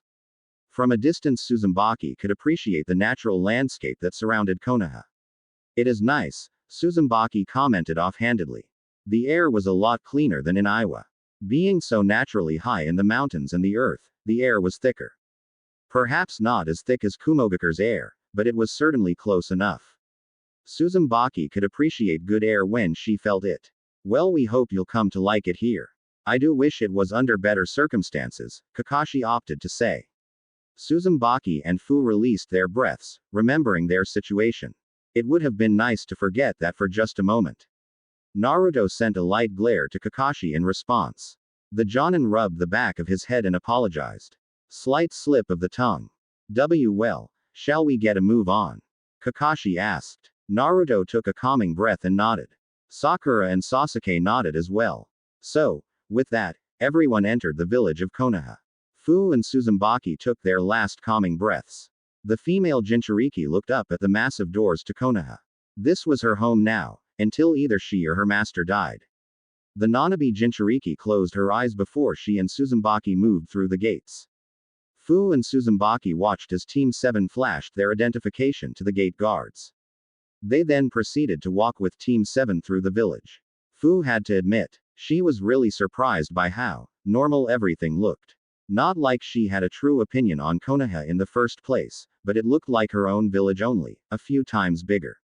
She and Uzumaki saw many people walking the streets, talking and laughing, much oblivious to the true cruelty in the world that Fu had just experienced. Kids laughing and playing in the streets. No one could have known that Konoha's master-slave ratio had just gone up by 2%. Team 7 had walked into the Hokage mansion. They then proceeded up the long flight of stairs before finally coming to the door that separated the group of 6 from the most powerful shinobi in Konoha, and if Uzumaki was honest, she would say that she was a little excited to meet who many professed to be the god of shinobi. One that even that old bastard Onoki had to give respect to. Master, are you okay? Fu asked, alerting everyone to see Naruto breathing rather heavily. He strained a laugh. Why yeah, just nervous datbayo. That's all, Naruto said. Kakashi gave him a pat on the shoulder, encouraging the blonde Jinchuriki as best he could. Sasuke and Sakura didn't speak, but at least Sasuke could understand why Naruto was nervous. Sasuke didn't know the Hokage's views on slavery or whatever was going on here with Naruto, so it stood to reason that Naruto wouldn't want to make the Hokage angry. Just hurry up and tell him, Naruto. Maybe he'll do something about the seal. He might even be able to free those two. Sakura made the vain attempt to encourage him. Obviously Naruto, Sasuke, and Kakashi knew where Sakura stood on this issue, however Kakashi couldn't help but sigh. Why didn't Sakura get it? Not even the authority of the Hokage could break this much legality. Perhaps Kakashi had to truly sit down with Sakura and discuss the issue, because obviously there was something here that the Kunoichi wasn't understanding. Setting that aside, Kakashi knocked on the door. Naruto's spirit nearly dropped dead when he heard the words, "Come in," from the other side of the door. Kakashi grabbed a hold of the doorknob and opened the door. Everyone quickly stepped inside. We're entering Hokage-sama, Kakashi said as Team 7, Fu, and Uzumaki stood before the Sandaime Hokage. Uzumbaki's first analysis. The man was old. Hella old. He looked about as old as Onoki did. Uzumaki wouldn't voice it for a small fear of the revenge from her master, but she couldn't understand how this was the man that Iwa had so much trouble with when the Yondaime had died. Yet, there was a reason he was behind that seat, and while Uzumaki couldn't accurately see it, there was also a reason why he was feared and his presence commanded respect. Forgive Uzumaki if she wasn't intent on finding out just how strong he was. Fu's reaction. If he was a grandfather, then Fu would have easily thought that this guy had more than enough experience to share with many a great shinobi people. Team 7 reporting Hokage-sama. Mission success. Kakashi reported. The Sandaime Hokage cracked his neck as he pushed a set of paperwork to the side. He withdrew the pipe he had been smoking and a stream of smoke escaped his lips. So I see. Well done Team 7. Though I can't help but wonder why there are 2 more than I assigned to the team. Care to explain? He asked. Kakashi rubbed the back of his head and gave an eye smile. About that Hokage-sama. It happened when I was returning from the emergency Jonin meeting we had about a week ago. I think it would be better if Naruto explained it himself. Kakashi said. The Sandame turned his eyes to Naruto and immediately sighed. Truth be told, the Sandame had always had a soft spot for the Kyuubi Jinchuriki. It wasn't even because of outside factors, but it was because after so long, Naruto had just grown on him. His dream to become the Hokage had instantly had the Sandame connecting with the young blonde on the views of the village as a whole, the will of fire, and what it truly meant to be the Hokage. The Hokage remembered the many times that he treated Naruto to ramen just to spend some quality time with him. He truly considered Naruto his grandson, despite his annoyances sometimes. And it was for that reason that the Hokage's eyes softened when Naruto took a step forward with about as much energy as Inara and the regret of a Jonin. Hey Gigi, Naruto said. Hiruzen Sarutobi turned a glance to Kakashi, who only nodded silently, saying that only Naruto could explain it. Hiruzen turned back to Naruto and smiled. Good afternoon, Naruto-kun. Not a single mission can just end normally with you, can it? Hiruzen asked good-naturedly. Naruto managed to edge out a laugh of his own, though Hiruzen could tell that it was relatively strained. The Sandame cleared his throat. Well, Naruto-kun, are you going to introduce me to these two lovely young ladies? Hiruzen asked. Naruto immediately nodded. He motioned for Fu and Uzumaki to approach, which they did. Hi, Gigi, this is Fu-san and Uzumaki-san, Naruto introduced. Both girls bowed to the leader of the village, which the Hokage gave a nod to them as well, welcoming them to Konoha. However, Hiruzen could see the look of shame in Naruto's eyes as the blonde tried to find his voice. They are my slaves, Naruto croaked out rather tiredly as he held his head down. The room was interestingly silent. Kakashi did feel bad for Naruto, but it would have been a lot better for Sarutobi and for Naruto if Naruto had been the one to say it. Sasuke couldn't help but groan. What was with him and always getting into these situations where he didn't want to be? Okay, sure, fine. He couldn't really blame some of them on Naruto, but this was getting out of hand. Sasuke was tired. He wanted to go home. Not stand around because everyone was too scared out of there to talk. Naruto didn't hear any reprimand and looked up to see the Hokage staring at him. It was a look that Naruto couldn't properly identify, and he was sure he couldn't understand what was going through the Sandame's head. It must have been an eternity, because everyone felt the need to breath when Hiruzen closed his eyes, crossed his fingers, and took one more lasting breath of his pipe. Explain, Naruto-kun. If you fear that I will think less of you, then don't. Do not be afraid to talk to me.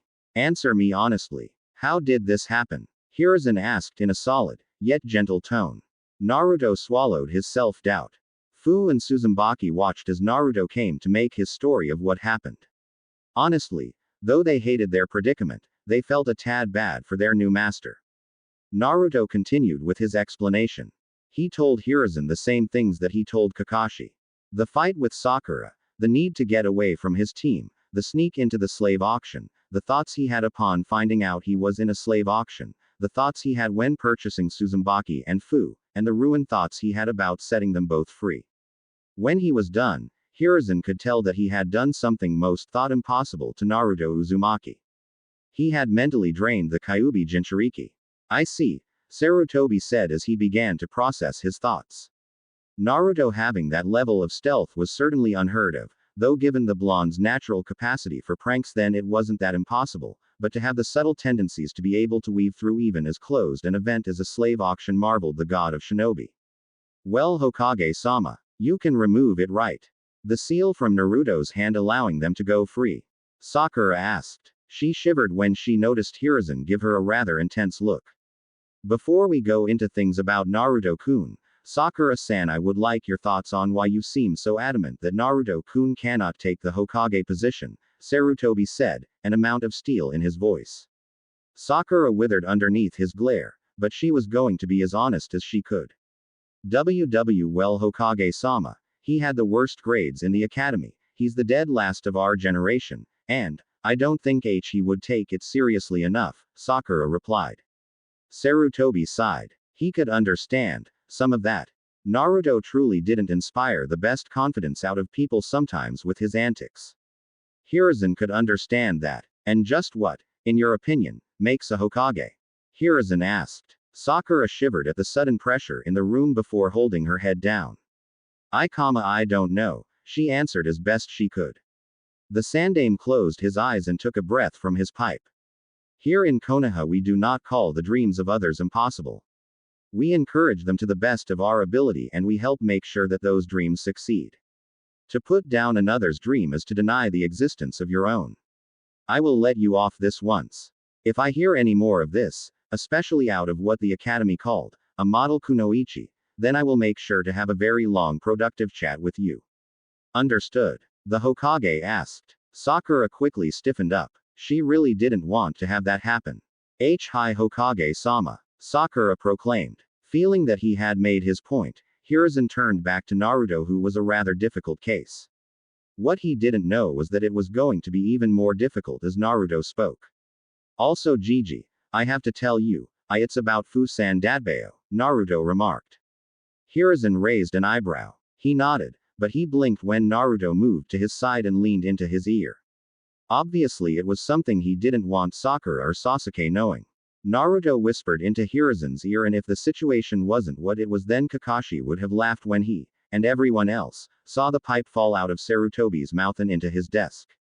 Naruto moved back to his place as Hiruzen took a look at the group, more specifically Fu. To actually bring in the Jinchuriki of Taki, a slave no less. I don't know if this is Naruto's luck or the world moving in a strange direction. I never thought Taki's hatred of their Jinchuriki would be so bearing that it would prompt selling her into slavery. How can I handle this? Hiruzen asked. Truth be told, he couldn't handle it. A Jinchuriki was a powerful military asset to any village, and to have even one was an excellent case. Yet, this green-haired girl was a slave. Hiruzen was going to admit it. His clan had slaves, once upon a time. Not their proudest moment of life, but it had happened. Hiruzen was well adversed in slave laws. Sure, there were humanitarian societies that looked down on slave masters or tried to help slaves, but runaway slaves were not pleasant to deal with. Most were either killed or others given an extremely unfair punishment, but it was at the discretion of the master, so nothing could stop them. It was the law after all. How sometimes Hiruzen hated that word. Legality isn't always right. She was a Jinchuriki, enslaved to another Jinchuriki. Hiruzen was sure that just by her Jinchuriki status it warranted the council, but it was easy for the god of shinobi to see if he did bring it to the council, then they would ask where she came from. Hiruzen wasn't confident in the council's wants of a Jinchuriki having a Jinchuriki for a slave, but it was legal. Nothing in the law said that Naruto couldn't have another Jinchuriki for a slave. Yet one of the problems Hiruzen was figuring was that Naruto having Fu as a slave was a waste in a way. Slaves in general had no rights. Granted, if a master was kind, then they said, you have the right to do this, or that, but that was more like a pseudo-right, as the master was more or less allowing it to happen. Plus slaves only had one master. There could never truly be two. Even in the case of families where there was a master and a mistress, the master's word still held prevalence over the mistress' word. What Hiruzen was trying to get at here was that slaves could not be shinobi. Shinobi answered to the Hokage and the power of Hi no Kuni. A slave did not do this. They answered to their slave master. That was essentially a Jinchuriki and Biju in the village without having the might to do anything with it. Granted, Hiruzen would never have wanted To young woman to become a weapon anyway, but the fact that her powers couldn't directly be used in the force for Konoha was a little worrying. But that wasn't the problem. Well, okay, yes it was, but it wasn't the most major one. By law, Naruto was allowed to have slaves. Not even Konoha could prohibit the selling and buying on slavery if the daimyo didn't agree to it as well. It was a very complicated political issue, on that Hiruzen didn't like. Currently none of the nations had a ban on slavery and slave trade. And why would they? 'Cause it was wrong. They had child soldiers ready to kill for their nation in raw blood and death. Something like the rights of other humans wasn't a very high on the list. Possibly the worst thing that Hiruzen knew about the slave business.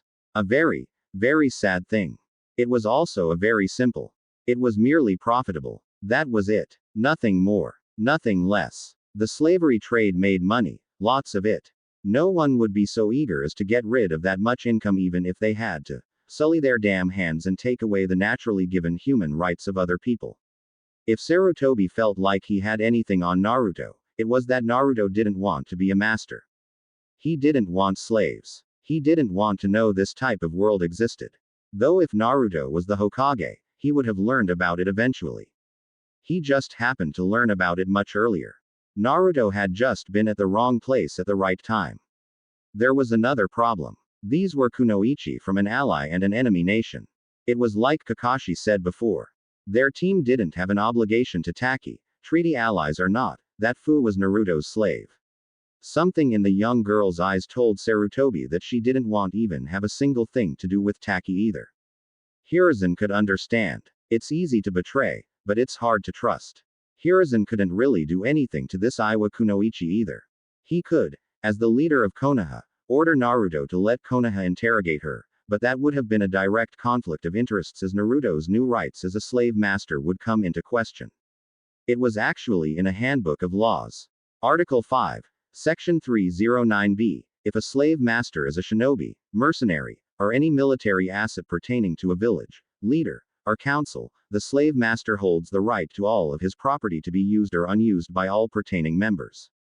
Essentially what this meant was that even if Hiruzen ordered Naruto to let them interrogate the Iwa kunoichi, she was still a slave and Naruto, as a slave master, held the right to refuse that order, since the Iwa kunoichi was his property, without fear of retribution from the village or the council. Plus Hiruzen knew that given Naruto's strong, yet soft heart he wouldn't subject those girls to interrogation after they had been through that much. Hiruzen would have called it a true bind, but, honestly there was no bind. Hiruzen was trapped in a political loop where he could truly do nothing. Naruto-kun, show me the seal on your hand, Hiruzen said. Naruto quickly nodded and showed the Hokage the seal on his right hand. Hiruzen gazed at it. So this is the master seal.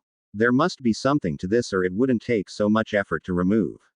I might have to bring Jiraiya back earlier than I anticipated, especially if another Jinchuriki is involved, Hiruzen thought to himself before he nodded and allowed Naruto to return back to his post. A most interesting tale, Naruto-kun. However, I agree with Kakashi's assessment. No matter how infuriating those words from your teammate were, a Hokage must always act rationally and think about the best course of action. That said, I do commend your stealth skills. Not even many Jonin can get away with a slave auction, Hiruzen said. Naruto wasn't sure he wanted that kind of praise, but it was praise nonetheless. So, can you remove the seal? Sakura asked, almost hopefully. Hiruzen noted her sudden concern before denying her with a shake of his head. Seals are dangerous when tampered with. I would rather we didn't for now. Though I regret to say that even if we did, that still wouldn't alleviate these ladies and their slave status with Naruto as their master. It would help that they wouldn't have to fear for their lives and the distance of the village, but no. Legally Konoha can do nothing to either help or condemn them. That all lies with Naruto-kun, Hiruzen said. The Sandaime noted Naruto's look and sighed. I know it will be tough, Naruto-kun, but just imagine what would have happened if you hadn't been there. It might have been a blessing in disguise that you bought them both. No one may see it now, but I'm sure you will do right by yourself and by them, Hiruzen encouraged. Naruto gave a nod and his best, for his mood, smile. Thanks Gigi, I'll do my best, Naruto said. Hiruzen nodded. Sakura deflated at the news before giving Naruto a light glare that Hiruzen and Kakashi didn't miss. It seemed that someone was much against the issue even more than everyone else in the party was. Hiruzen sighed. If that is all, then Team 7 you are dismissed for a job well done. Kakashi, I will expect the report by tomorrow. No later. You may have the rest of the week off. Dismissed, he said. Team 7 saluted their Hokage before they filed out of the room. Naruto-kun, be strong my boy. You will need to be. For you are not the only one who suffers here, Hiruzen said before moving back to his work. Damn paperwork. Exiting the Hokage mansion, Team 7 made it into the streets. Alright my cute little genin, you heard Hokage-sama, we have the rest of the week off. Use your time wisely cause we will pick up the pace for missions in the middle of the week. Well, I'm off. Don't do anything I wouldn't do, Kakashi said with a wave before vanishing in smoke via the Shunshin technique. With their sensei gone, this left Sasuke, Sakura and Naruto alone. Nay, Sasuke-kun, would you like to do anything on our days off? Sakura asked. Sasuke hardly looked interested in her question as he was looking off in the direction of his apartment. Do what you want. I'm going home, Sasuke said as he stuffed his hands in his pockets and walked off. Sakura deflated and Naruto resisted the urge to help her.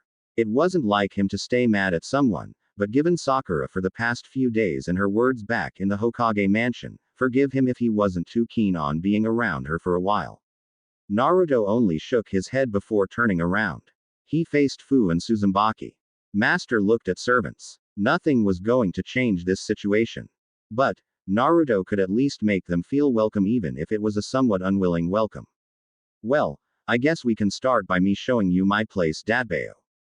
Then, I guess we'll go on from there, Naruto responded. Fu and Uzumaki nodded. Yes, master, they said.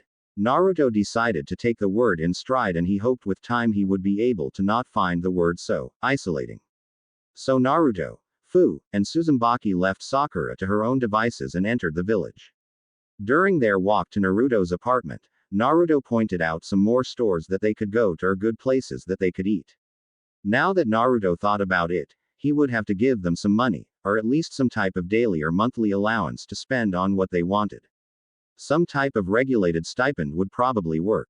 Naruto opted to carry his own things, much to his surprise, Fu and Uzumbaki's distaste. It wasn't like Naruto was trying to go against giving them things to do, but he had never had anyone to help him with things. He had always done it on his own. To just suddenly have help was a change he needed to adjust to.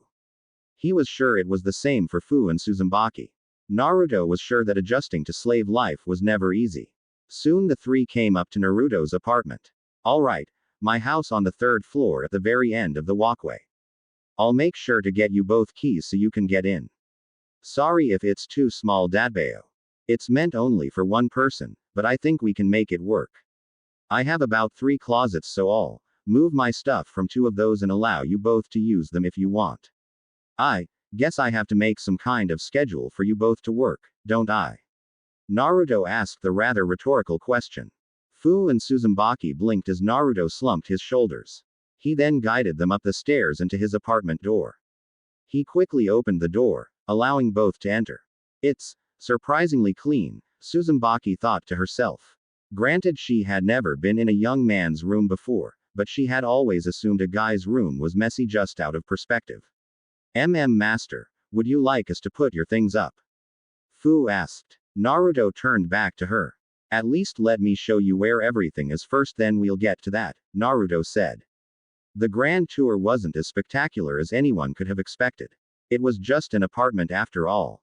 Naruto showed them his bedroom, the place where he had his garden that he watered his plants. He showed them the closets, bathroom, how the shower worked, how his stove and oven worked, where the TV was, and anything else they would be knowing. Once he was finished with their introduction into his apartment, Fu spoke. Master, you must be tired SSU. I think it would be best if we prepared your bath and food before moving on to getting everything else, Fu said. Naruto resisted the urge to sigh. He had been doing that too much since his mission had been close to ending. Why, you don't. Fine. Thanks, Fu-san, Naruto said, just deciding to go with this new relationship for a change. It was just a bath, Naruto figured. Fu nodded and dropped her things before running back to the shower that Naruto showed her. I will prepare something to drink for you, master, as you get everything settled, Uzumaki said. Naruto opened his mouth, but then closed it. He just nodded. Naruto rubbed his scalp. Kami, this was really going to take some getting used to. So as Uzumaki and Fu worked, Naruto did as well as he removed his clothes from 2 of his closets and sealed them away into a scroll before placing them in his own first closet, allowing Fu and Uzumaki to use the other 2. He had just been finished with that when Fu returned. I warmed the shower, master. You can enter if you wish SSU, Fu remarked. Naruto offered a smile. He supposed a shower would do him some good, though how it was done. Naruto could have done without it. Thanks, Fu-san. Can you tell Uzumaki-san that you both can set up your clothes in the closets and free drawers? Naruto asked. Fu nodded with a bow and went to go fetch Uzumaki while Naruto got himself situated in his shower. The hot water was especially pleasing to his tired and aching muscles. For some reason, a shower was also good for his mental state as he found his mind becoming a lot clearer than before. Naruto never knew how great showers could possibly have been at times like these. It was a rather wonderful sensation. Naruto didn't spend too long in the shower before he wrapped a towel around his waist. He stepped out of the shower and opened his door. Master, Uzumaki-san had me bring you a drink. Naruto and Fu stared at each other as Fu held a cup of tea in her hands. Naruto widened his eyes, a sudden fear rising in his eyes. Please don't have strength like Sakura. Please don't have a temper like Sakura. Please don't kill him. Fu's face brightened as she stared at her master, water dripping from his hair and his body. Fu's first urge was to scream, but was this supposed to be ordinary? They were two females and one male living on a very small apartment until arrangements could be made.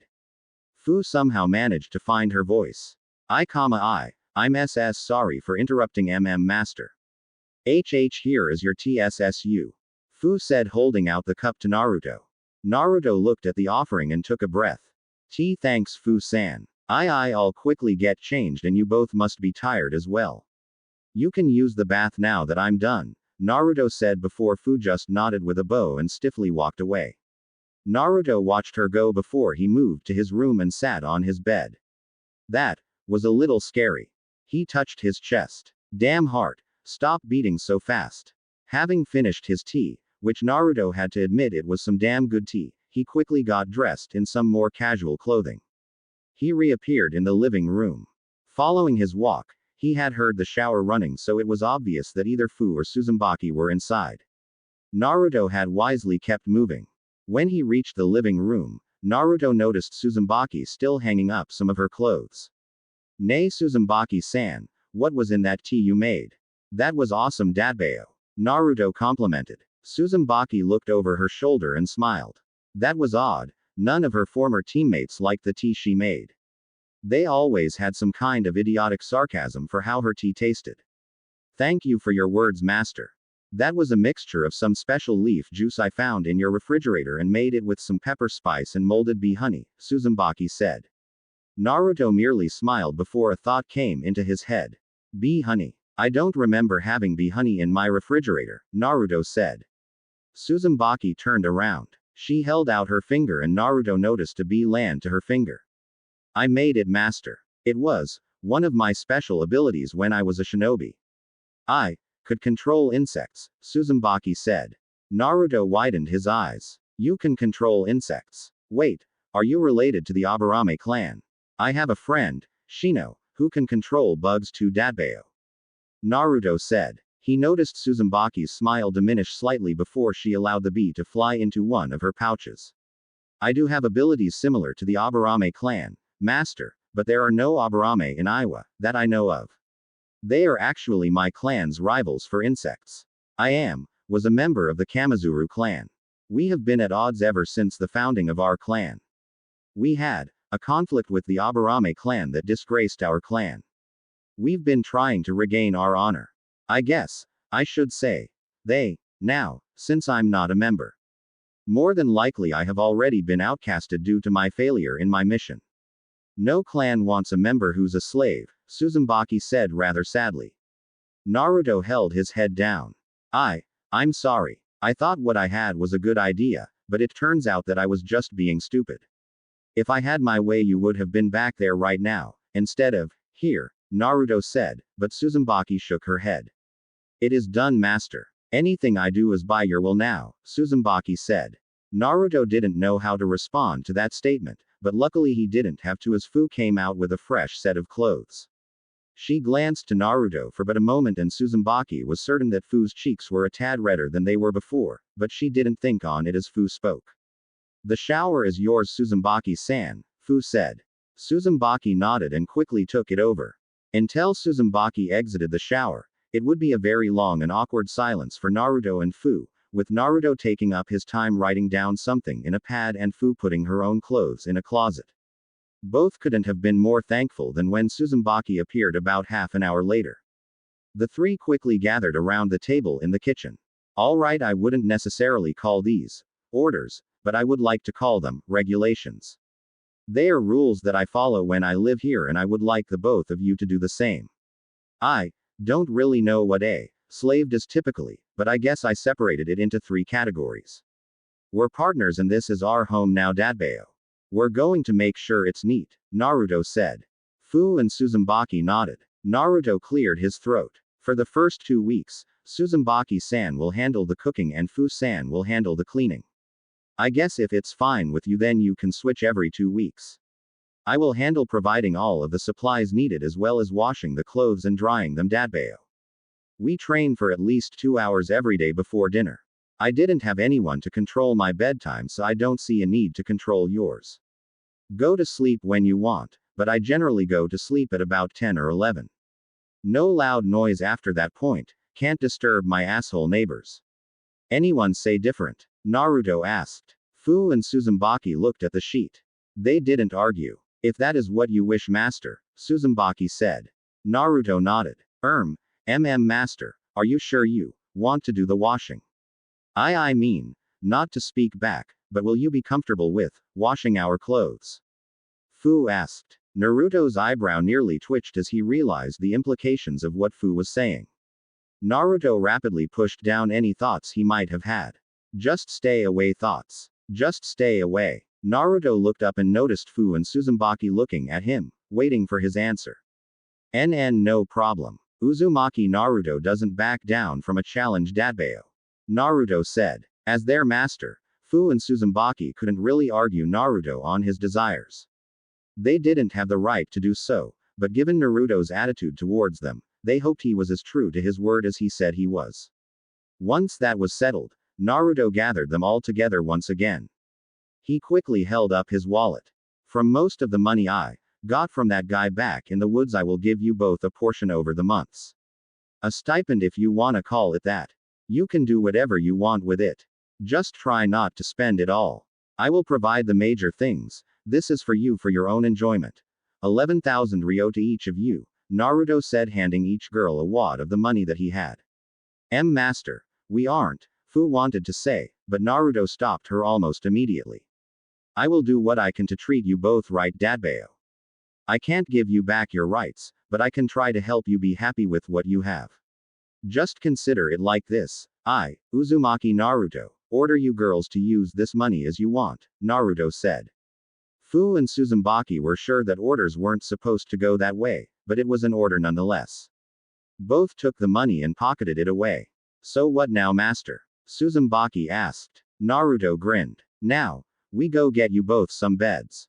At the most, those won't be delivered until tomorrow or the day after. After all, I need to buy some equipment. I'll let you both pick what you want.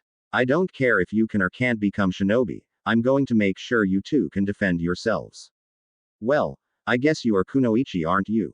You probably can, but my point still stands.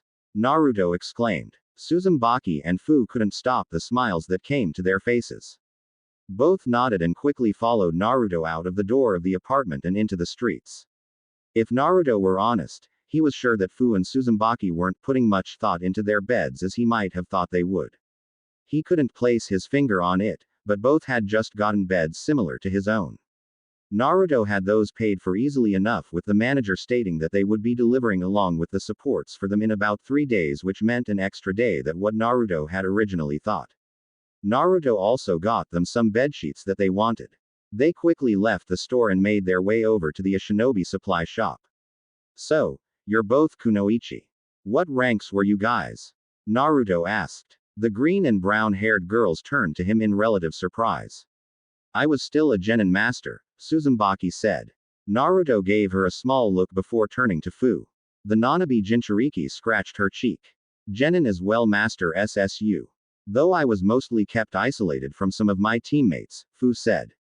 Naruto nearly let out a snarl, but managed to rein it before it made itself known. He didn't like bringing up bad things. So you guys must know some cool jutsu, right?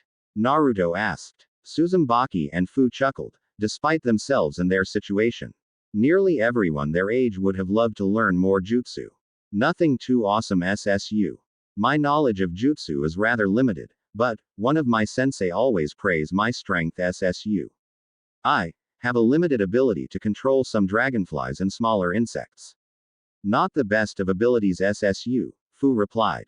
Naruto and Uzumaki widened their eyes as Fu explained their abilities. Uzumaki had never imagined that her fellow slave was also capable of incorporating bugs into her skill set. Whoa, any chance you guys could teach me to do that? Naruto asked. The walk was a little silent for a moment before Uzumaki cleared her throat. I would say no, master, merely on the fact that I was a clan member and members of a clan aren't able to teach people outside of their clan their techniques, but I suppose I'm not a part of the Kamizuru clan anymore. Not many people enjoy bugs, master. Plus, forgive me for saying, but you do not seem like the type of person who would find this style of combat effective. I can't say because I have never seen you fight. I would better know if I had something to base it off of, Uzumaki said. She was surprised her master didn't get depressed immediately. Naruto could understand that. It was essentially the same with the clans in Konoha. Well, we'll be meeting with Kakashi-sensei in the middle of next week. I'm sure he'll have us sparring a bit. I guess you can take a look then, Naruto said.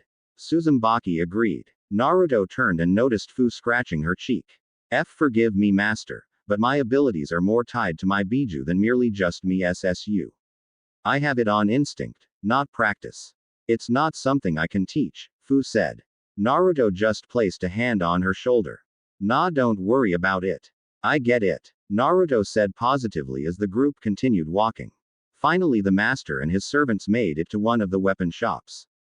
Naruto opened the door. Welcome to Higurashi Weapons. Can I help you? A feminine voice asked. Naruto looked up in surprise. He was sure he had heard the voice before. He was also sure he had seen this girl before. He thought he would have been hella sure that he remembered a girl with twin buns for hair, but for his life it wasn't coming to him. He just smiled and shook his head. We're only getting the essentials for now. We have small space, so we gotta make it count, Dadbeo. We'll sort through it, Naruto remarked. The girl blinked before she nodded. She shrugged her shoulders and returned back to the book that she was reading. Uzumaki and Fu quickly moved through the shop. Uzumaki picked up some kunai, tags, ink, and some other clothes. She doubted she would ever wear anything shinobi related again, but it was nice to have. Opposite of her, Fu had picked up some shuriken and some leg weights as well as a standard academy pack that anyone below Genin could buy. Is this enough, master? Fu asked. The girl behind the counter widened her eyes as she looked up from her book. She noticed Fu holding a pack of senbon in her hands. She watched Naruto look them over. Yeah, those will do, I guess. We can store them back in the house. I personally think senbon are boring, but if you like them then go for it. Naruto said. The Nanabi Jinchuriki quickly agreed. The girl behind the counter frowned as she looked at Naruto. Either these guys were heavily into role play or there was something entirely wrong with this situation. Master, how many sets do you believe we will need? Naruto heard Uzumaki call from her side of the store. It's on you, Uzumaki-san. You probably know the amount better than I do. Naruto called back. The girl placed her book down and leaned her elbows on the table. Master, is there a hidden meaning behind that I should know about? The girl asked, making Naruto stiffen. He turned back to see her eyes nearly piercing into his skull like a pair of kunai. Naruto didn't know how many people were experienced in this whole master-slave thing, but from this girl's tone, she didn't look amused by the situation. Though to be honest, it wasn't any of her business. At least it wasn't as far as Naruto was thinking it should be. It pained him, but he might actually have to pick up a damn book and read on the master's rights and the laws regarding slavery and slave labor, as much as he hated it. Don't get him wrong, it had only been a couple of days for him since the whole thing. He wasn't used to this stuff yet, but he was doing it in his own, Naruto-ish way. Why are you asking? Naruto asked. The girl shrugged her shoulders. Color me curious, I guess. Not the most traditional friendship I've ever seen. Just intrigued, she said. Naruto had learned to read people growing up, or at least he felt confident in himself to be able to read civilians and genin-level shinobi. This girl was studying him, inspecting him even. Do I know you? Naruto asked. The girl gave a small grin. Dunno. Judging by your age, you graduated from the academy 2 or 3 months ago. We probably had some classes. Name's Tenten Higurashi if the name of the store didn't give it away, she said. Naruto looked at her. He did remember having studies with a weapon fanatic by that name, but she must have only been in passing. Oh, Naruto said. Tenten and Naruto stared at each other for a little bit of time before Tenten turned to xFū and Uzumaki talking. Never seen them before in this village, she said before glancing at Naruto. The blonde frowned and folded his arms. Yeah, that's because they aren't from Konoha. They just arrived today with my team, Naruto said. He noticed Tenten's eyes harden. Oh, I thought they were in the village cause I figured only close friends would joke around like that. However, you have to admit, it's a really poor joke, she said. Naruto glared at her. Uzumaki-san, Fu-san, you can put everything back.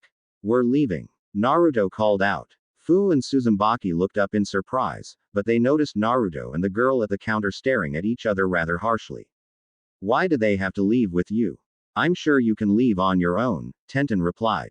Fu and Uzumaki could feel something happening between these two. They could see it in their master's eyes that he was a little crossed between difficult places. Fu and Uzumaki quickly placed the things they had back before they started on their way to their master. None of that will be necessary. The tension broke as everyone heard a gruff voice speak from behind the counter door. Tu-san. I thought the furnace had to be cleaned, Tenten said as she noticed her father smirk. Well, it's been cleaned. Now then, Tenten, what have I told you about harassing the customers? The man asked. Tenten wilted at his words. She sighed angrily before giving a last look to Naruto. She then walked behind the door and shoved it out of her way. The man sighed before he turned to Naruto, Uzumaki, and Fu. Name's Daichi Higurashi, kid. You'll have to forgive my daughter. She's a little headstrong for her own good, the man named Daichi said. Naruto glanced at him for a moment before he shook his head. Naruto didn't want any trouble. He just wanted to get them what they needed and then leave. He glanced at Fu and Uzumaki, awaiting his orders. Naruto nodded for them to proceed. Both former kunoichi retrieved their supplies and placed them on the counter. Daichi rang up the price and Naruto paid for it. Naruto quickly gave him a bow as Fu and Uzumaki grabbed their things and left out the door. Daichi watched them go. Now, to have a talk with a certain girl about professionalism. Meanwhile, it didn't take long for Naruto, Fu, and Uzumaki to return home. Fu and Uzumaki quickly set the bags on the table while Naruto sat in a chair. That confrontation back at that weapons shop had worn him out a great deal. He really hated it when others had to press an issue he didn't want to have pressed. He knew Tenten had a high suspicion of him as a slave master, but in hindsight it wasn't like he tried to hide it at all. Perhaps that was something that needed changing in the very near future. Naruto didn't want Fu or Uzumaki to be put under scrutiny from his village, at least not when he tried hard to actually put Konoha in a good light like any shinobi would. Master, would you like me to get dinner started? Uzumaki asked. Naruto turned to her for a moment before he grinned. He was starting to get hungry. Yeah, that sounds great, Dadbeo. Naruto responded. Uzumaki nodded before she moved to the kitchen area and took out some of Naruto's pots and pans. I'll go put our supplies up, master, Fu said, taking the bag off the table. Naruto just allowed her to do so. He removed himself from the main room and appeared back in the bedroom. He quickly changed his clothes one more time. He had just finished changing when he heard the door knock. Master, Uzumaki-san said that dinner will be ready 1 hour SSU, Fu called from behind the door. Naruto was actually glad another encounter wasn't made, but obviously Fu and Naruto had learned to be a little bit more careful that what happened hours ago in the morning. Gotcha. I'll be out soon, Naruto called. He heard the retreating footsteps from the door. He then opened it and walked through his apartment. He came back into the main room. He watched Uzumaki pour some salt into the pot before adding about 2 eggs, showing that she was indeed making something. He then turned and noticed Fu, mopping the floor. Naruto wasn't entirely sure what to do, or say, so he just settled for taking some time to water his plants in his spare time. An hour later, Naruto sat down at the table. Your meal, master, Uzumaki said, placing the bowl and a couple of plates in front of him. Thanks, But where is your food? Naruto asked. Fu and Uzumaki glanced at each other. We eat after Master SSU, Fu said. Both Uzumaki and Fu stiffened when Naruto held his head down. He hadn't touched his food. Actually, both could see his available hand ball into a fist. Uzumaki. Fu, Naruto called. Both girls, either instinctually or knowingly, stiffened as they noticed the absence of the san from their names. Naruto was not happy right now. He truly hated this goddamn system right now. Why yes, master. Uzumaki asked for both herself and for Fu. Naruto pointed to the dishes. Pick up your plates, get some food, and sit down and eat with me. I don't care how other masters treat whoever else, but you two are going to eat with me. All of us. Together. Naruto stated fiercely. Uzumaki and Fu gazed into his eyes before both walked over to the counter, picked up their plates, got their food, and then sat at the table with Naruto. Itadakimasu. Naruto said grace and ate his food. Uzumaki and Fu looked at their master before they looked down at their food. An order was an order. Both ate their food. Uzumaki-san, this is good. Fu said despite the situation. The former Iwa Nin gave a small grin. Yeah, this is awesome. Naruto complimented. Thank you, Fu-san. I'm glad you're enjoying it, master, Uzumaki replied. The trio ate their food relatively peacefully. Uzumaki was actually happy she made enough for fourths seeing how her master ate when they were traveling back to the village. Naruto had eaten her food with extreme gusto. Uzumaki couldn't help but shake her head. A very odd master she had. But even in this situation that she, Fu, and Naruto found themselves in, the Iwa Kunoichi felt a small sense of comfort as she watched Naruto's satisfied face. Fu had proceeded to collect the plates and wash the dishes. After which Naruto had essentially demanded they all spend time together, which, while yes they had done that the whole day, but apparently Naruto didn't think they had enough. So, the master and his slaves gathered around the TV in the center of the room and watched programs for a couple of hours as the sun went down. Naruto brushed his teeth, then did Fu, and lastly Uzumaki as the three got ready for bed. Though, there was a problem. Naruto looked at his bed. Fu and Uzumbaki's beds wouldn't be here for another 3 days. Naruto gave a sharp sigh. He quickly turned around. Even if he was the master of these girls, he couldn't bring it in him to just have them sleep on the floor. He didn't like it either, but he wasn't about to voice the complaint. Well, good night, Naruto said as he made his way out of the door out of his room. Master, it's going to be very cold tonight. Are you sure you will be all right? Uzumaki asked. She wasn't exactly sure why she was worried. As a kunoichi, she was used to taking advantage of her opponents and their weaknesses, but her master had been very understanding and very tolerable. Maybe that was why. Naruto smiled. Don't you worry about me. I'm tough, Dadbayo. Naruto said. Uzumaki and Fu glanced to each other. Both quickly nodded and simultaneously grabbed Naruto's arms. Hey, what are you two doing? Let me go. We don't have to do this. I don't want to do this. Naruto exclaimed as he was dragged back into the room. We are only looking out for your best interests, Master SSU, Fu said with a mischievous grin on her face as Uzumaki turned out the lights to the room. There was a lot of ruffling in the room and a lot of shouting, but finally it was quiet as the moon settled into the sky. You ask Naruto why his life had to end up like this. He figured he had tried to live a life of normalcy, well as normal as an orphan with a mountain-sized monster fox stuck in your could get. In any case, Naruto always figured, yeah okay he wasn't normal, but just how different could he be from everyone else? Well he was probably sure that not most would be slave masters. He also figured that, he wouldn't be sharing a bed with 2 of said slaves. How did it come to this? Why me? Naruto shouted mentally as he looked up at the ceiling as Fu and Uzumaki slept at his side. He was perfectly fine with a couch. He was damn perfectly fine with a couch. Naruto closed his eyes. He was happy these two could get some sleep because he sure as hell wasn't going to be able to. Naruto shivered as Fu turned over on her side. He sighed this was going to be a long night. Honestly, Fu didn't know what to think with this choice. It sounded great in her head when she went along with it. Fu had never been around guys that much. She never had that, subtlety of doing with the opposite. She was a freakin' teenager. Plus, it wasn't like anyone in the village went out of their way to teach her these things. Naruto had been a much better master than Fu had thought. Fu's introduction into the world of slavery was rough. People had come for her in the night, blindfolded her, and bound her. She didn't remember how long she had been in darkness. She did know that she had a teacher of sorts. He often told her and other slaves their purpose in life, what they were made to do, and other things. It truly terrified Fu a lot. Being on that stage, in front of everyone, humiliated, degraded, it had nearly destroyed Fu. One could imagine her surprise of her master when he revealed himself to be just a genin like herself. Even more so when he told her his intentions in buying them. She felt a measure of security.